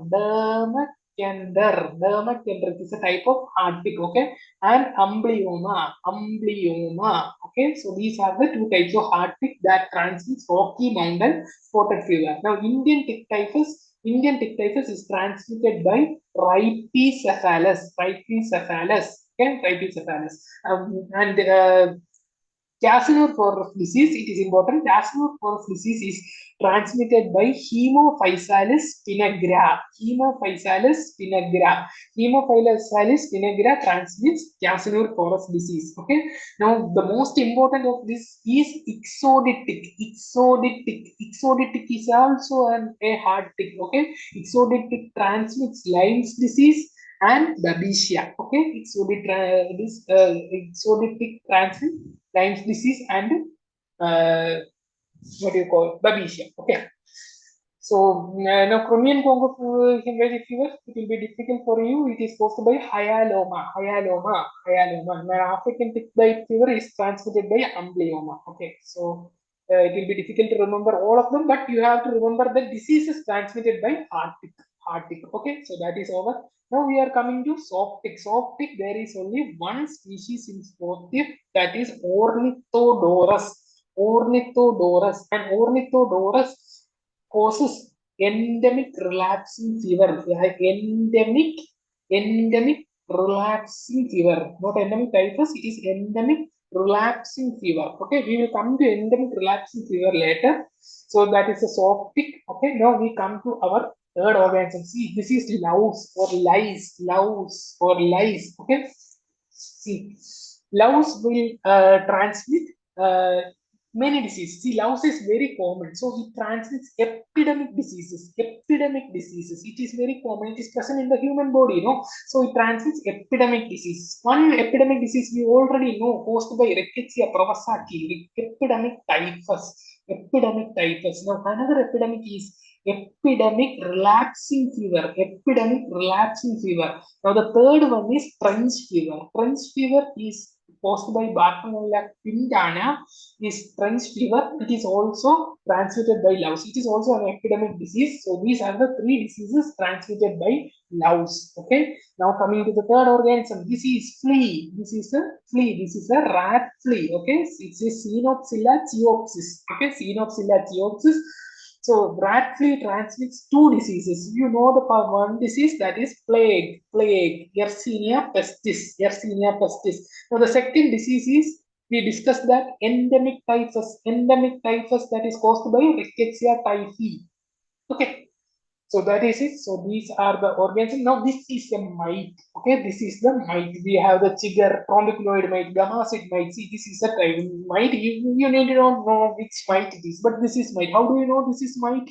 How do you know that this is mite? See, there are plenty of hairs on its body. Okay, and mites are microscopic. They are very small also. Okay, so that is mite. Okay, so the disease is transmitted by mite. Which are the diseases transmitted by mite? We have two diseases that are transmitted by mite. One is Rickettsia rickettsial pox, and scrub typhus. Okay, Orientia susgamush. Okay, so with that, we have come to an end of the bacterial vectors. Okay, bacterial vectors. Okay, so we will move on. So answer this question. Which of the following disease is transmitted by the below organism? What is this organism? This is a rat flea. So which organism is transmitted by flea? Which organism is transmitted by flea? You have to answer now. Come on. You have to answer now. Which organism, means which disease is transmitted by flea? See, endemic typhus. Very good. Caused by Rickettsia typhi. Now, what is this Brill-Sensor disease? See, Brill-Sensor disease is a late complication of epidemic typhus. Caused by Rickettsia prowazekii, epidemic typhus. It is a late complication of Brill-Sensor. It is a latent form of that disease. Okay, so late manifestation of epidemic typhus, that is Brill-Sensor disease. Now coming to our next question. 45-year-old man presented with fever, breathlessness, and endocarditis. He gives history of drinking packaged cow's milk pasteurized by Holder method. Now, histopathological examination reveals this picture. Most probable organism. What is this organism? This is a new topic we are going to discuss now. What is this organism here? What is this organism? See, fever, breathlessness, endocarditis, drinking packaged milk that is pasteurized by Holder method. This all points to one disease that is known as Q fever. And Q fever is caused by Coxiella burnetii. Now, what is this picture here? See, look carefully. What is this picture here? See, this is, what is this? This is a donut. Can you see the donut here? See, this is donut. This is donut granuloma. Donut granuloma is caused by Coxiella burnetii. Okay, so that is Q fever. Coxiella Burnettii. So donut granuloma. So these all points towards Coxiella Burnettii, that is Q fever. Now we will discuss about, so now see, all these organisms are transmitted by milk. Okay, all these organisms are transmitted by milk. Brucella, Mycobacterium, bovis, Listeria, monocytogenes, all of them are transmitted by milk. But the key point is older method of pasteurization. All other organisms are killed by older method of pasteurization. So what is this older method of pasteurization? Heating milk to 63 degrees Celsius and for 30 minutes. That is older method. Older method. Okay. Now there is another method known as flash method. Flash method. What is flash method? Heating milk to 72 degrees Celsius for 15 seconds and cooling rapidly to less than 13 degrees Celsius. So this is flash method. Flash method, only flash method of pasteurization can kill Coxiella Burnettii. Okay, so older method is not effective against Coxiella Burnettii. Okay, so now we will talk about some of the talk about Q fever here. Okay, so Q fever, it is caused by Coxiella Burnettii. The transmission, mode of transmission, most common is by infected dust. Okay, infected dust from the feces of infected animal. This is a zoonotic disease. Okay, infected dust, and milk transmission is also present, but it is rare. Okay, now in acute form, it can cause pericarditis, myocarditis. Okay, pericarditis and myocarditis. But in chronic form, it can cause endocarditis. Endocarditis. Okay. So that is about Q fever, and it causes the typical donut granuloma. Okay. Now moving to our next question. 12-year-old boy presented with a painless papule in his hand. Axillary lymphadenopathy present. He has history of playing with the cats, the positive organisms. He playing with the cats, lymphadenopathy, papule. So what is this disease? This is cat scratch disease. Cat scratch disease. Cat scratch disease that is caused by Bartonella henselae. Bartonella henselae. Cat scratch disease. Okay, so cat scratch disease is caused by Bartonella henselae. Now, Bartonella henselae also causes another disease that is known as bacillary angiomatosis. Bacillary angiomatosis. Angiomatosis. Okay, so now this organism, Bartonella pincana, it causes trench fever. Trench fever. Okay, now Bartonella bacilliformis. See, I am stressing out here. Bartonella bacilliformis. I am stressing the R here. Bartonella bacilliformis. So it causes Borroya fever. Borroya fever. Bartonella bacilliformis causes Borroya fever. Borroya fever, which is also known as Carrion's disease. Carrion's disease. Carrion's disease. Carrion's disease. Is just the R there. Borroya fever, Carrion's disease, Bartonella bacilliformis, and the late manifestation of this disease is known as verruga, verruga peruana, verruga peruana, verruga peruana. Again, Bartonella bacilliformis. So it causes Borroya fever, also known as Carrion's disease, and late manifestation is verruga peruana. Okay, so clear, that is clear, and it is transmitted by a sandfly. Okay, sandfly that is known as Lutzomia. Okay, so that is about Bartonella bacilliformis. Now coming to our next question. A 30-year-old soldier complains of mild fever every 5 days. There are similar complaints among fellow soldiers. All were suffering from lice infestation, positive organism. So we will think about epidemic typhus, okay, lice when we think about, but lice, epidemic typhus is not there. This is fever every 5 days. Fever every 5 days. So what is this disease here? This is, what is the disease transmitted by lice? The second disease, that is French fever. French fever caused by Bartonella pincana. Okay, so that is it. Now you know this answer. We discussed Oroya fever caused by Bartonella bacilliformis. Okay, that is over.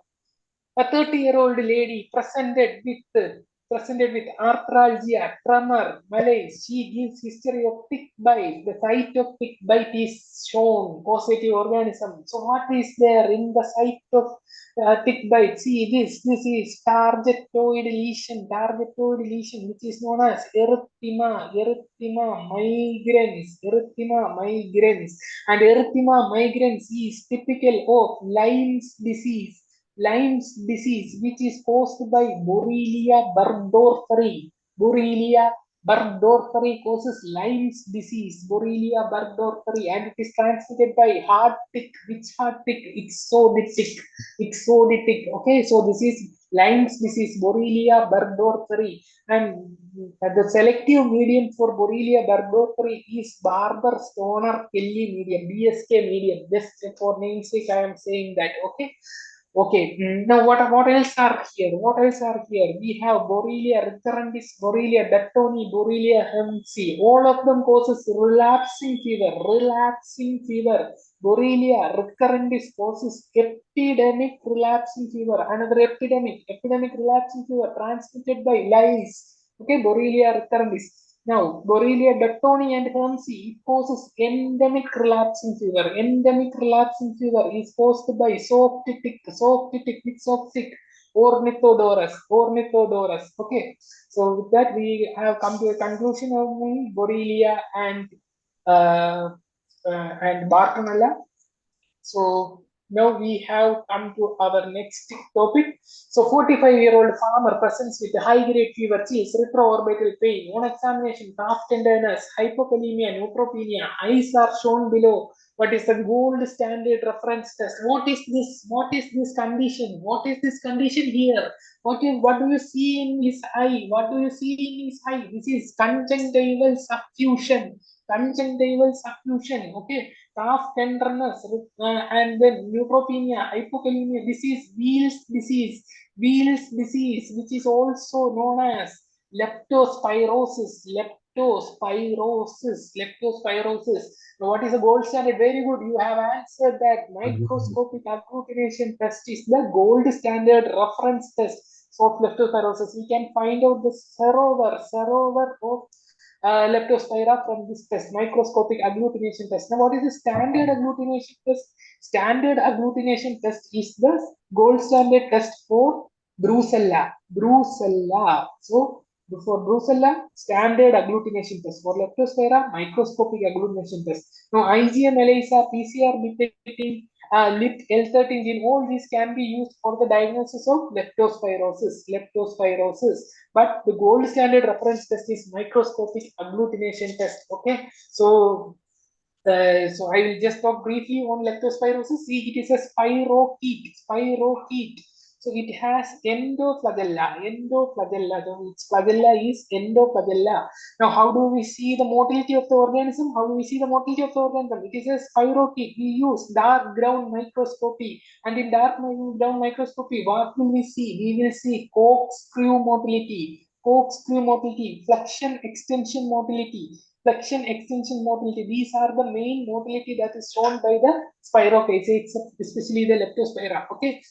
Now, what is the culture media for leptospira? Is EMJH medium. EMJH stands for Ellinghausen, McCullough, Johnson, Harris. Not important for you. Just remember EMJH. Another medium is Cortho, and another medium is Fletcher's. EMJH, Cortho, Fletcher. These are culture media for leptospira. Okay. Now, the treatment of leptospira. For mild case, we give doxycycline. Now, if it is severe, if it is presenting as Weil's disease, what is Weil's disease? It is hepatorenal hemorrhagic syndrome. If it is presenting as hepatorenal hemorrhagic syndrome, then it is severe. Then we give penicillin. We give benzyl penicillin. We can give. Okay, there is a vaccine that is available for leptospira. Is known as Spirolept. It is a killed vaccine. Spirolept. Okay, that is a vaccine that is available for leptospira. Now, answer this fast. We have discussed that culture medium to grow leptospira. It is there. See, very good. EMJH medium. A sewer worker comes with high grade fever, redness in the eye, neck rigidity, signs of meningismus.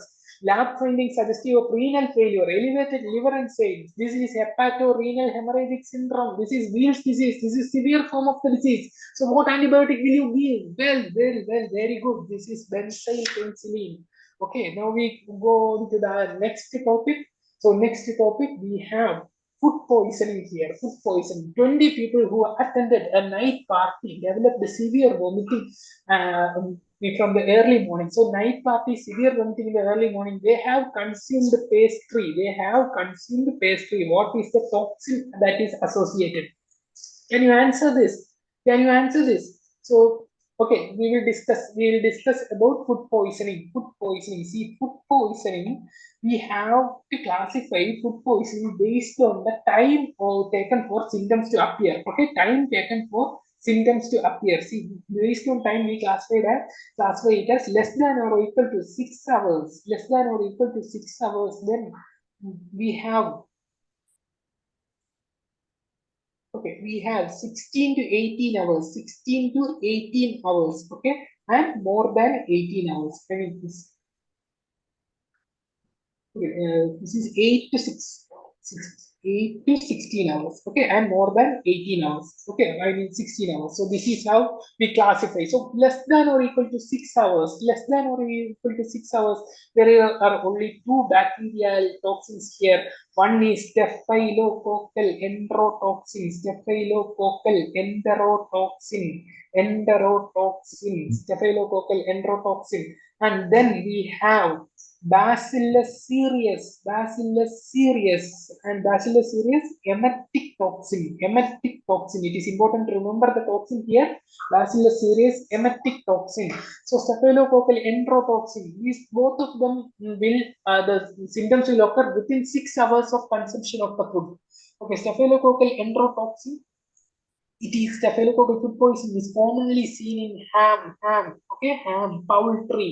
poultry, mayonnaise, all these kuimandi food poisoning with the mayonnaise. See, it is Staphylococcus aureus food poisoning. Now, pastry, all this cake, see, birthday cake. After having birthday cake, 5-year-old child died. The organism is Staphylococcus enterotoxin. This pastry is favorite for staphylococcus. Okay, the Bacillus cereus, it is fried rice, Chinese fried rice. Okay, so fried rice. So if you see fried rice in the question, then it will be Bacillus cereus. For the timing of the symptoms, if it is less than 6 hours, it is Bacillus cereus. Okay, so now ham, poultry, mayonnaise, pastry. If it is less than 6 hours, it is staphylococcal enterotoxin. Staphylococcal enterotoxin. See, come back to our question. See, they have consumed pastry. See, vomiting in early morning, night. They consumed the food at night. So early morning. So less than 6 hours duration. This is staphylococcal enterotoxin. Staphylococcal enterotoxin. Okay, now 8 to 16 hours. We have two organisms here. 8 to 16 hours. Two organisms are there. One is Clostridium perfringens. It causes gas gangrene, but it can also cause food poisoning. Okay. Another one is again Bacillus cereus, but this time it is diarrheagenic toxin. Diarrheagenic toxin. So symptoms will be diarrhea. Okay, diarrheagenic toxin. These are the two organisms that causes symptoms in 8 to 16 hours, and Clostridium perfringens is commonly seen in beef. Okay, now more than 16 hours, all other bacteria causing food poisoning, all others causing food poisoning, whether it is bacteria, fungus, or parasite, more than 16 hours, all others are more than 16 hours. Okay, now I will tell you some common food sources and their food poisoning. See, shellfish means oyster clams. Okay, oyster clams, tapka. Okay, kappa, chickpea, etc. Oyster, clams, shellfish. Shellfish transmits two bacteria. One is Vibrio cholerae, and another one is Vibrio parahemolyticus. And it transmits two bacteria and one virus that is known as norovirus. Okay, norovirus. If you see oyster, clams, so shellfish. So Vibrio cholerae, Vibrio parahemolyticus, and norovirus. Okay. Now coming to ice cream as well as soft cheese. Soft cheese, the organism is listeria. Now potato salad and egg salad. See, egg salad, it is Shigella. Okay, Shigella. Okay. Now coming to honey we already discussed. No, honey it is Clostridium botulinum, especially in neonates. Okay, honey is implicated in neonates. In adults, it is canned food. Okay, canned food. So Clostridium botulinum can cause food poisoning with canned food. So that is it. That is about food poisoning. We are moving forward. See, a group of boys consumed hamburgers from a local street shop. 3 days later, 3 days later, so look at the time there. 3 days later, some of them developed vomiting and bloody diarrhea, that is dysentery. One of them developed HUS, most probable causative organism. We already discussed this. Answer this question. We already very good. It is E. coli O157 H7. The others are Shigella, flexneri, bovidii, and soni. They do not cause HUS. So HUS is caused by Shigella dysenteriae type 1. Okay, type 1. Okay, but the most common organism is E. coli O157H7. Now coming to the next question, 12-year-old boy had uncooked oyster following which he developed watery diarrhea. Culture showed beta hemolysis on high salt blood agar with swarming. The organism was motile by Peritrichus flagella. So what is this organism? What is this organism? The catching point in the question is oyster. Oyster. We know what are the organisms that are transmitted by oyster. So we can rule out, I mean, come to two options, Vibrio cholera, Vibrio parahemolyticus. Okay, so both the organisms are transmitted by oyster. Watery diarrhea is present in both of them. Now, culture showed, now this is the point, culture showed beta hemolysis on high salt blood agar. This high salt blood agar is nothing but it is Vagatsuma agar. Vagatsuma agar. Vagatsuma agar. Beta hemolysis on Vagatsuma agar is known as Kanagawa phenomenon. Kanagawa phenomenon is shown by Vibrio parahemolyticus. Vibrio parahemolyticus. So we come to the answer. So again, there are pointers in the question. Swarming. Vibrio hemolyticus cause swarming. Which are the other bacteria that causes swarming or that show swarming on blood agar? We have Vibrio parahemolyticus, then we have Clostridium tetani, then our Proteus mirabilis and Proteus vulgaris. These are the organisms that swarm. Okay. Now there is another thing here, Peritrichus flagella. You know, Vibrio cholera is a comma-shaped bacteria with the polar flagella. Only one end of the bacteria has flagella. That is a single polar flagellum, and it moves by darting motility.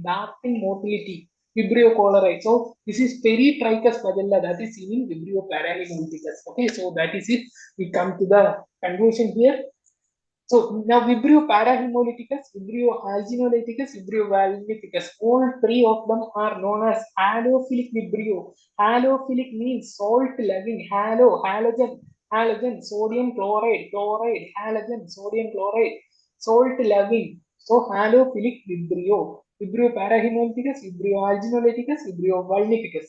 Out of this, Vibrio alginolyticus is the most salt tolerant. It can tolerate 10% salt. Okay, 10% sodium chloride, and it causes eye and ear infections. It causes eye and ear infections. Now, Vibrio vulnificus is a dangerous bacteria. It causes wound infection. If you have a wound in your leg and you go to see, you will get this infection, wound infection with the Vibrio vulnificus. It's a very painful condition, very dangerous organism. You may lose your leg. Okay, so that is Vibrio vulnificus. Okay. Okay, now before moving on, we'll just discuss a little bit about Vibrio cholerae. What is the transport medium used for Vibrio cholerae?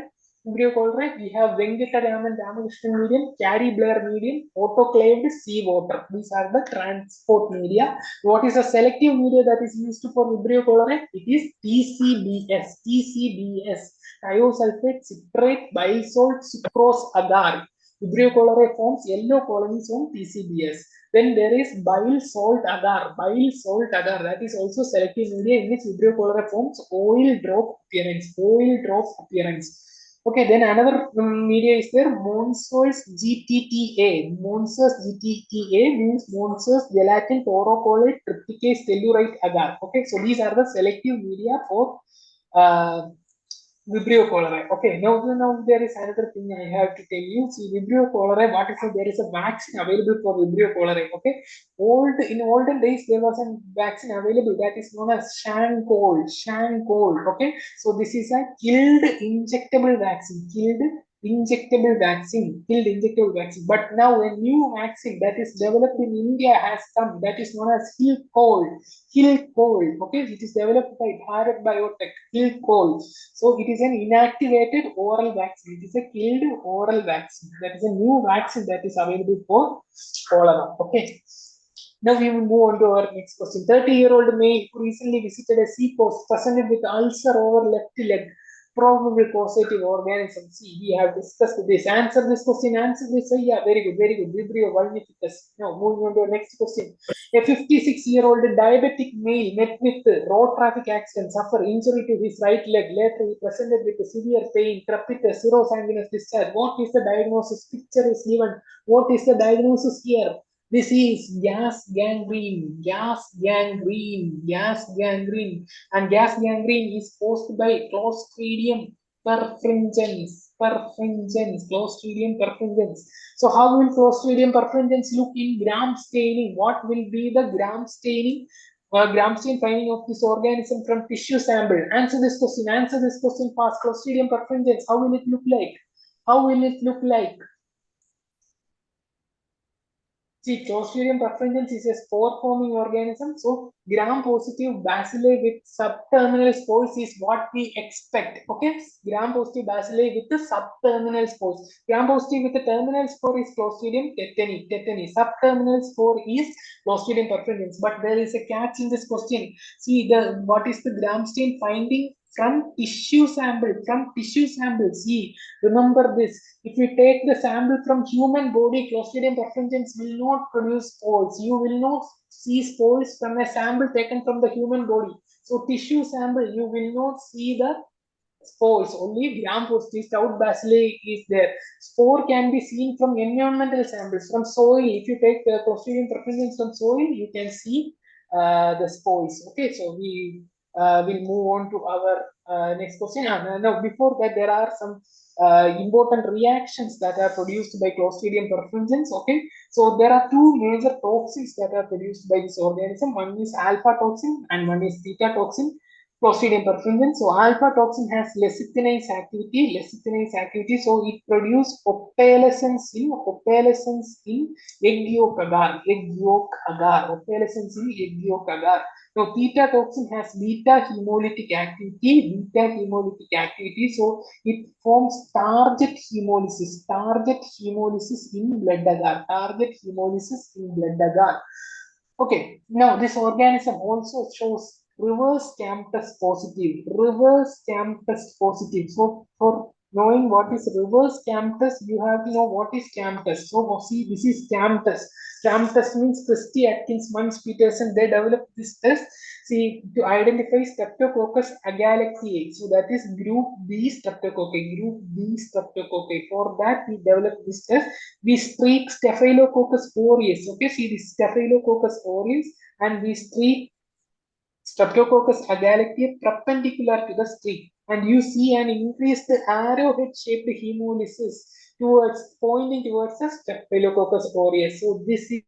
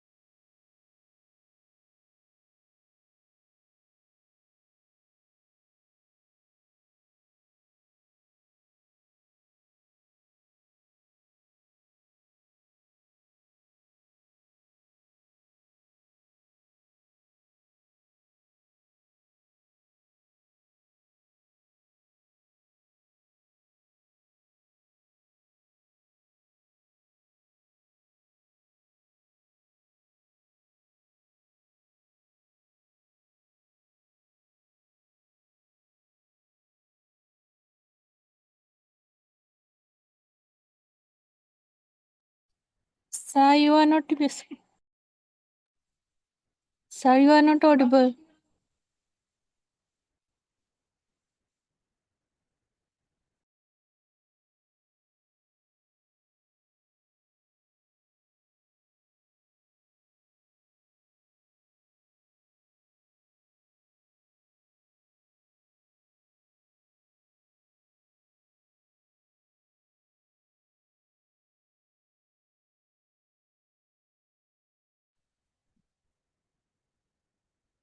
Can't hear you, sir.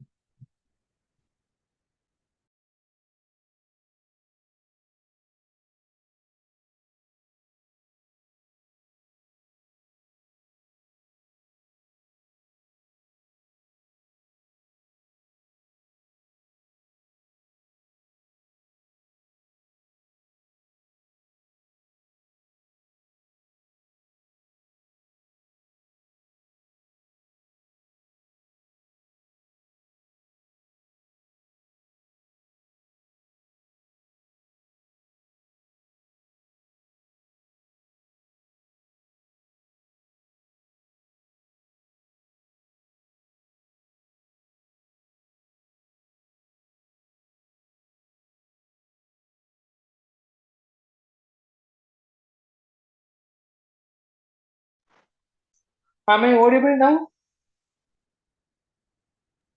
Can Yes, you sir. hear me? Okay. Uh, Now the host, please let me share my screen. Yeah, I cannot share my screen now. Can the host help me in sharing the screen? Okay. Now it's available. Okay.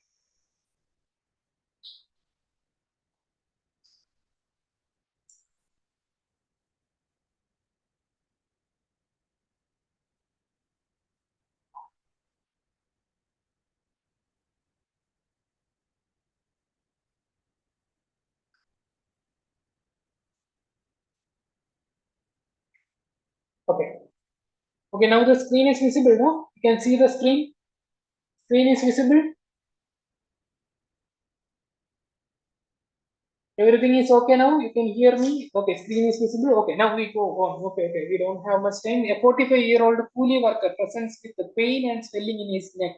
The image is shown below. Which of the following is not true? So, what is this disease? What are you seeing here? See, this is a black colored thing that you are seeing here. See, this is S-char. But this is not your typical S-char seen in rickets here. See, around the S-char, you see this edema, non-pitting edema is there around the eschar. This is a black coal-like eschar. So this is anthrax. So this is cutaneous anthrax. And the first option, first pathogenic bacterium seen under the microscope, that is very much correct. Polander, a scientist named Polander, so that it is the first bacterium isolated in pure culture by Robert Koch. So Koch's postulates are based on Bacillus anthracis. Then it is the first live attenuated bacterial vaccine is prepared against Bacillus anthracis by Louis Pasteur, that is used for animals. Okay, so those are the specialties of Bacillus anthracis. Toxin, we already know. Toxin acts by CAM. We have discussed that.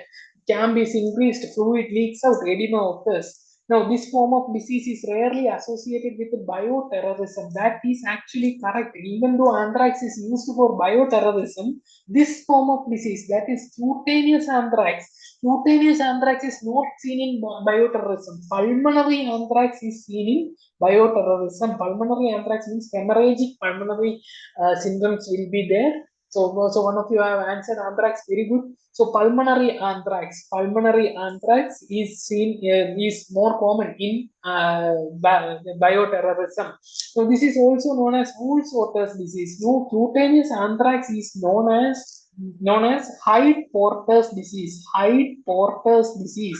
Hyde-Porter's disease means these persons, they used to transport this hide of the animals. Okay, hide of the animals on their shoulders. So if the animal is having anthrax, they will get cutaneous anthrax by cutaneous transmission.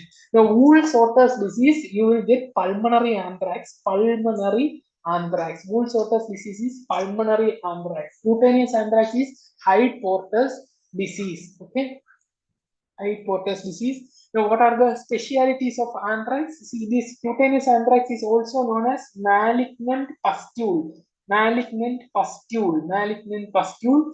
See, there are a lot of specialities for Bacillus anthracis. This Bacillus anthracis, the anthrax bacilli, they are seen as gram-positive bacilli that are arranged in chains. Okay, so arranged in chains, they looks like bamboo stick appearance. Bamboo stick appearance. Then their colonies have a typical appearance. See these colonies have a typical appearance here. This is known as Medusa head appearance. See, Medusa is a Greek god. Okay, Medusa is a Greek god with snakes around her head instead of hairs. Okay, snakes. Okay, so this is Medusa head appearance. Medusa head appearance of anthrax. This is the bamboo stick appearance. Selective medium for anthrax is PLET medium. PLET medium. Okay, PLET plet medium. Polymixing lysosome EDTA callus acetate. No need to remember that. Okay, so that is it. Now, in solid medium, if you have add penicillin to solid medium, this Bacillus anthrax will show string of pearl appearance. String of pearl appearance. Okay, so that with that we come to our next question. A 42-year-old farmer, after a thorn prick to his right foot, developed pain and swelling with a discharging sinus. White powdery granules showed acid fast bacilli. What is your diagnosis? See, acid fast bacilli is seen. Acid fast bacilli is seen. What is your diagnosis? Now, what is this condition here? What is this condition here? See, this condition is mycetoma. Mycetoma. See, mycetoma. See, what type of mycetoma is this? What type of mycetoma is this? We'll come to that. See, mycetoma can be caused by bacteria as well as fungus. Okay, so when a fungus causes mycetoma, it is known as eumycetoma. Eumycetoma. Now, bacteria causes mycetoma. Not all bacteria, but bacteria belonging to the group known as actinomycetes. Actinomycetes, okay? Actinomycetes, bacteria belonging to this group of actinomycetes, when it goes, it is known as actinomycetoma. Actinomycetoma. Now, which are the actinomycetes? Which are the actinomycetes? We have one bacteria known as actinomyces. See the spelling. Actinomyces is a group and the bacteria name is actinomyces. Then we have Nocardia. Nocardia. Then we have Actinomadura. Actinomadura. These are the organisms that causes actinomycetoma. But the thing is that the actinomyces does not cause mycetoma. Does not cause mycetoma. Instead, actinomyces causes actinomycosis. Actinomycosis. A little bit confusing here, isn't it? See, the bacteria belonging to actinomycete group, when it causes mycetoma, it is known as actinomycetoma. And actinomycetes have actinomyces, nocardia, and actinomadura. And actinomyces does not cause mycetoma, instead it causes actinomycosis. Okay, causes actinomycosis. Now, we have two bacteria here. Okay, so one is nocardia and one is actinomyces. So one is nocardia and one is actinomyces. See, nocardia and actinomyces. Nocardia and actinomyces. Okay, so both of them produces granules. Both of them produces granules. Okay, nocardia causes actinomycetoma. Actinomycetoma, but actinomyces causes actinomycosis, and here the granules are known as sulfur granules in actinomycosis. Actinomyces causes sulfur granules, but in nocardia we have soft lobulated granules. Okay, now nocardia is acid fast with 1% H2SO4. Okay, so acid fast, but actinomyces is not acid fast. Now, actinomyces produces spidery molar tooth colonies. Spidery molar tooth colonies on solid media. Spidery molar tooth colony on solid media. Now, nocardia causes moist glabrous colonies. Moist glabrous colonies on which medium? LJ medium. LJ medium is a selective medium for tuberculosis, but nocardia grows on it and it produces moist glabrous colonies. Now coming to the question. See, which is this? The acid fast bacilli, acid fast bacilli causing mycetoma, that is known as actinomycetoma, because the organism is nocardia. Nocardia. Okay, nocardia is an acid fast bacilli. Okay.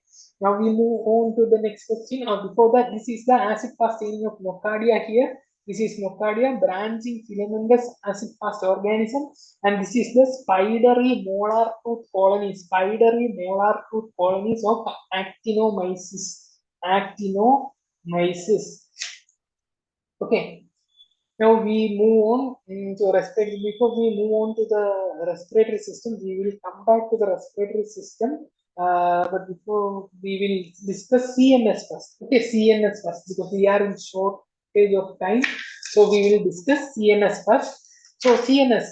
So, 7-year-old child was brought with a high fever, projectile vomiting, neck stiffness. His CSF culture on blood agar is shown below. What is the causative organism? What is the causative organism here? See the causative organism. What is shown in this picture? What is there in this picture? See, this is meningitis. CSF is given. What is in this picture? What is the thing that you see? See, this is satellitism. Satellitism. And what is satellitism? See, Haemophilus influenzae grows around Staphylococcus aureus. See, this is Staphylococcus aureus. See, that is Staphylococcus aureus. Then can you see the small colonies that are surrounding the Staphylococcus aureus? That is satellitism. So Haemophilus influenzae shows satellitism. Now why it shows satellitism? See, Haemophilus influenzae requires two factors for its growth. Two factors. So factor X and factor V. Okay, it is not factor 10 and factor 5. It is factor X and factor V. It is hemine, factor X is hemine, and factor V is NAD. Both of these are required for the growth of Haemophilus influenzae. But the problem is that factor X is present in the blood. So from the blood agar, Haemophilus influenzae can use that factor X, but factor V, it is only seen inside the RBC. So in blood agar, the RBCs are intact. Okay, so the RBC, the V is present inside the RBC. Haemophilus influenzae cannot rupture the RBC. So what we do is that we treat with the Staphylococcus aureus, and Staphylococcus aureus, what will it do? It causes beta hemolysis. Beta hemolysis. So beta hemolysis is produced when hemolysis occurs, RBCs are broken and factor V comes out, and so that Haemophilus influenzae will grow around this. So this is satellitism. The organism is Haemophilus influenzae. So we will discuss bacterial meningitis here. See, acute bacterial meningitis.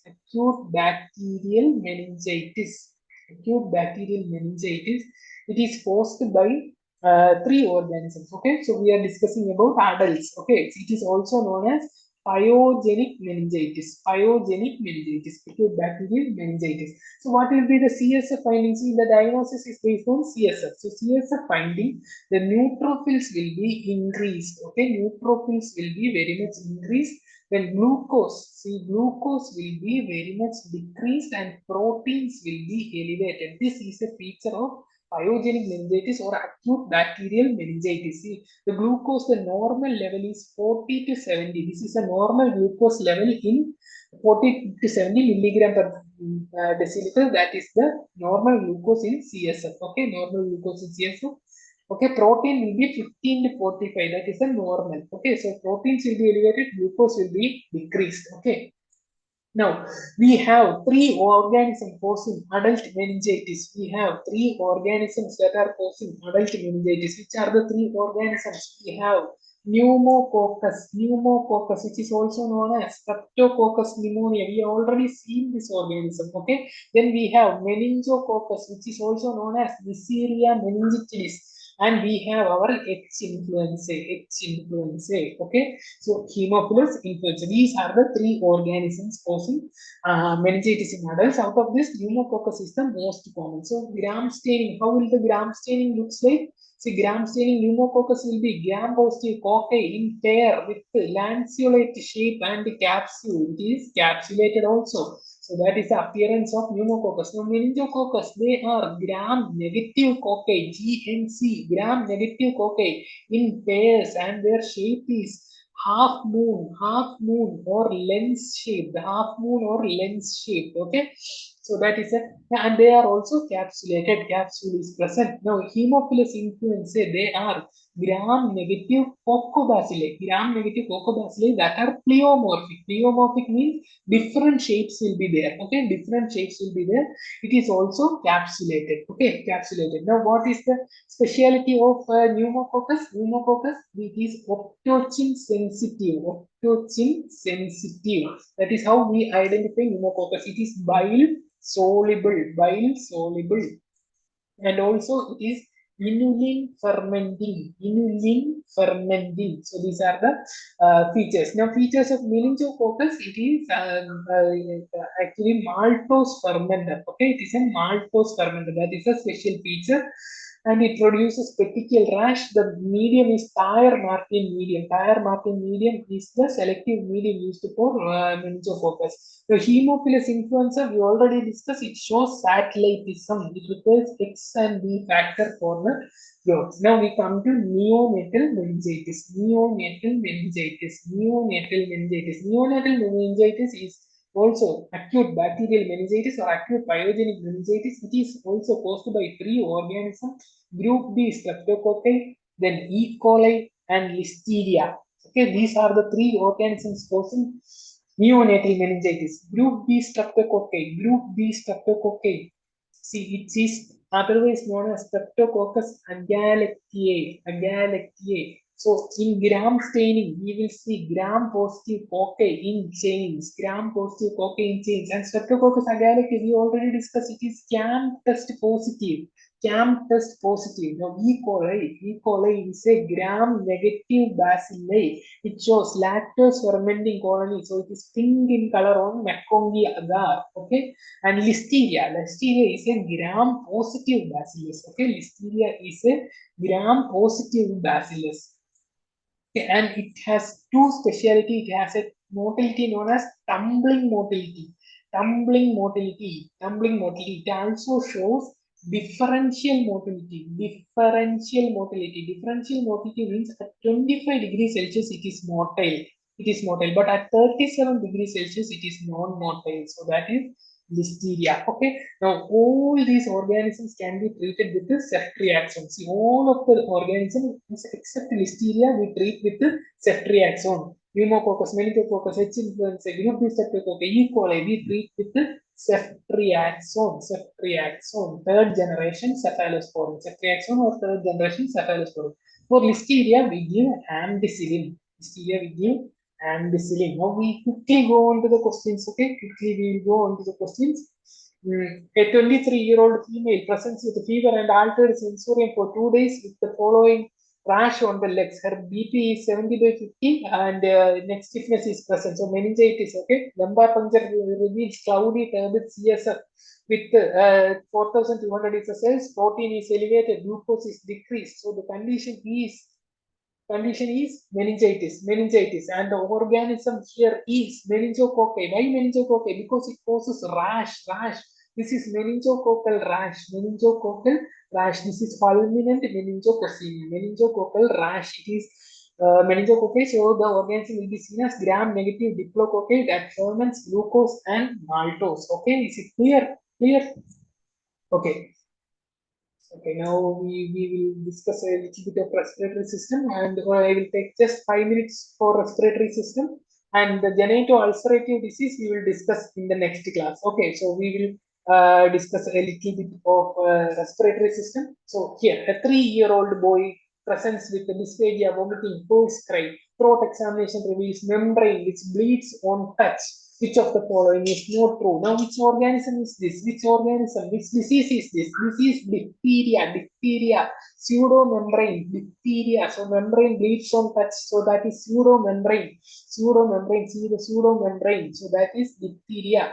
So, which of the following is not true? Diphtheria is gram staining shows gram positive club shaped bacilli. That is correct. Okay. Typical arrangements. What is arrangement of diphtheria? Corynebacterium diphtheria. It is Chinese letter pattern or cuneiform arrangement. So it is due to breaking type of cell division. Breaking type of cell division. Suppose this is the bacteria. It divides by breaking. Okay, so breaking type of cell division. So it will be like this. So it will look like Chinese letter. Okay, breaking type of cell division. Now it forms black colonies on potassium telluride blood agar. Yes, we have seen that black colonies on potassium telluride agar is caused by Corynebacterium diphtheria. The vaccine is effective for all forms of disease. What vaccine is available? Toxoid vaccine is available. Toxoid vaccine acts only against the toxin, not against the organism. So for respiratory diphtheria, we can give toxoid vaccine because respiratory diphtheria, the pathogenesis is by toxin. Okay, so elongation factor 2, we already discussed that. But cutaneous diphtheria is not toxin mediated, it is the organism mediated, it is due to the colonization of the organism itself. So vaccine cannot prevent cutaneous diphtheria. So that is why cutaneous diphtheria is on the rise now. Okay, so that is diphtheria. So this is the Chinese letter pattern, and see in the end of this bacteria there is some swelling. This is granule. What granule is this? This is metachromatic granule. Metachromatic granule is shown by Corynebacterium diphtheria. It is also known as oleutin granule, which is also known as Bates Ernst granule. Okay, and this can be seen by using Loeffler's methylene blue staining or Albert staining. See, these are staining methods to see this metachromatic granule. This Albert staining, then there is Neisser staining, then Ponder staining. See, all these stains can see, we can see these metachromatic granules. Now, this bacteria is also known as Klebsiella bacilli. Klebsiella bacilli. Now, the selective medium is potassium telluride blood agar. Now, enriched medium is Loeffler's serum slope. Loeffler's serum slope is a serum containing media. It is also sterilized by inspisation, just like the LJ medium. Okay, so one more selective medium is there, that is Tinsdale medium. See, all this medium contains potassium telluride. This organism converts potassium telluride to metallic tellurium, and tellurium is black in color. So that is why black colored colonies are formed. Okay, now we have discussed that. We will discuss pertussis also. See, this is pertussis. Pertussis are gram-negative cocobacilli. See, gram-negative cocobacilli seen as thumb-print appearance. Thumb-print appearance. See, this looks like thumb-print. Thumb-print. Okay, so thumb-print appearance. Okay, and the selective medium for pertussis is Regan low medium. Regan low medium. Regan low medium. And in Regan low medium, you can see mercury drop appearance. Mercury drop appearance. Okay, mercury drop appearance, which is also known as bisected pearl. Bisected pearl appearance. So this is about pertussis. Okay.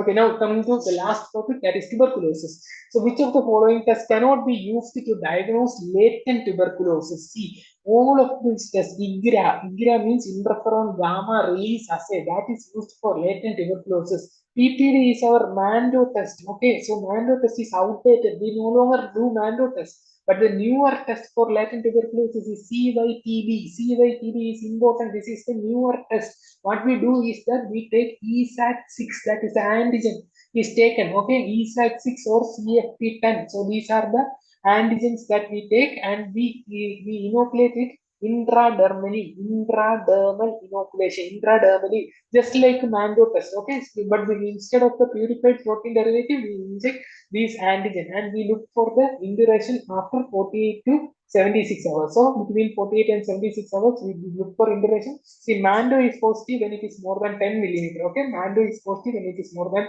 10 millimeter, but CYTB is positive when it is more than 5 millimeter. Okay, now gene expert is used for diagnosis of active tuberculosis, not for latent tuberculosis. Okay, not for latent tuberculosis. So just about tuberculosis, the diagnosis of tuberculosis, we have newer methods for diagnosis. The older method is AFD staining, because this organism is acid fast. Okay, so this organism is acid fast, so that is why we are using acid-fast staining. We use Steele-Nielsen staining or Quinones cold acid-fast staining. These are the methods that we can use, but the sensitivity and specificity are low sensitivity and specificity. Now, then we have fluorescent microscopy, which have a little bit more sensitivity and specificity, in which we use oramine and rhodamine as the stains. Okay, the newer techniques are the CBNAT. It is not very much new. It is here for some time. CBNAT or gene expert. Gene expert. So this is for the diagnosis. CBNAT or gene expert can detect the bacilli if there are even 161 bacilli per ml of sputum. CBNAT ordinary gene expert can detect. Acid fast staining requires 10,000 bacilli per ml to detect that. So that is it. Now there is another method that is developed by nucleic acid amplification test. That is basically PCR. Okay, so CBNAT is characterized nucleic acid amplification. ProNAT is chip-based. Chip-based. This is developed in India. Molbio Diagnostics in India developed this ProNAT. Okay, so these are the methods. Both CBNAT can ProNAT, they can detect rifampicin resistance also. Rifampicin resistance. Now, there is an advanced gene expert known as Gene Expert XDR, which can detect third line drugs also. Okay, so third line drugs of TB also can be detected by CBNAT. Okay, now there is another method on liquid culture that is known as midget. Okay, so midget is the liquid culture. Okay, liquid culture, microbacterium growth indicator tube. So in this tube we have fluorescent molecules that are covered by oxygen. Okay, so they will not fluoresce. But if Mycobacterium tuberculosis grows in this, it will utilize this oxygen. So when oxygen is gone, this fluorescence can be seen. This is the principle behind the Mycobacterium growth indicator tubes. Okay. Now the solid media is not very much used now. Solid media because the time is very much high, but it is very specific. So LJ medium, downstream Jensen medium. So that is used. Now drug sensitivity testing, which all media can be used for drug sensitivity testing, which all methods can be used for drug sensitivity testing for tuberculosis. We cannot use the distribution method because it will not grow in molar Pinton agar. So we have gene expert can detect the drug sensitivity. TrueNAT can also detect. Also, MGIT, Mycobacterium Growth Indicator Tube, can also detect the susceptibility testing, and line probe assay. These are the methods that can be used to test for the susceptibility. Okay. Now we have to do the last topic, that is the definition of various drug resistance. Okay, you know what is rifampicin resistance TB, RRTB. So RRTB means it is resistant to rifampicin. When we detect resistance by CBNAT, we only get the normal CBNAT, we only get resistance with the rifampicin. This is RRTB. Okay, RRTB. Now, the next one is MDRTB. You know the definition of MDRTB. Everyone knows MDRTB. What is MDRTB? MDRTB means rifampicin plus isoniazid. Rifampicin plus isoniazid. Okay, so that is MDRTB. Now, there is a new group known as pre-XDR. See, pre-XDR means MDRTB plus any fluoroquinolone, okay, like moxifloxacin, any fluoroquinolone, if it becomes resistant in addition to MDRTB, rifampicin and isoniazid, that is pre-XDR, okay, pre-XDR. Now, the final one is XDRTB. So, XDRTB means that it is resistant to MDR. That means it is resistant to rifampicin, isoniazid plus fluoroquinolone. Okay, so this is the pre-XDR. Now this one plus we have one additional group A drug. Which are the group A drugs? These group A drugs are levofloxacin, moxifloxacin, and bedaquiline, and linezolid. So MDR-TB, rifampicin plus isoniazid plus fluoroquinolone, whether it is levofloxacin or moxifloxacin, fluoroquinolone, and one additional group A drug means effectively it is bedaquiline or linezolid. Okay, so this is XDR-TB definition. Okay, the old definition, that is the injectable second line drug, that is gone. This is the new XDR-TB definition, pre-XDR and XDR. Okay, so with that we are finishing the topic. I know there is a little bit more, that is the genitourinary system is remaining, but we will discuss with the virology, because anyway in virology we will discuss genitourinary system. So we will discuss that. Any missing topic we will cover in the next class. Okay. So with that, we are concluding our class today. I hope that it was helpful to you. Okay, so shall we conclude the class? Okay, okay, okay. We are concluding here. Thank you.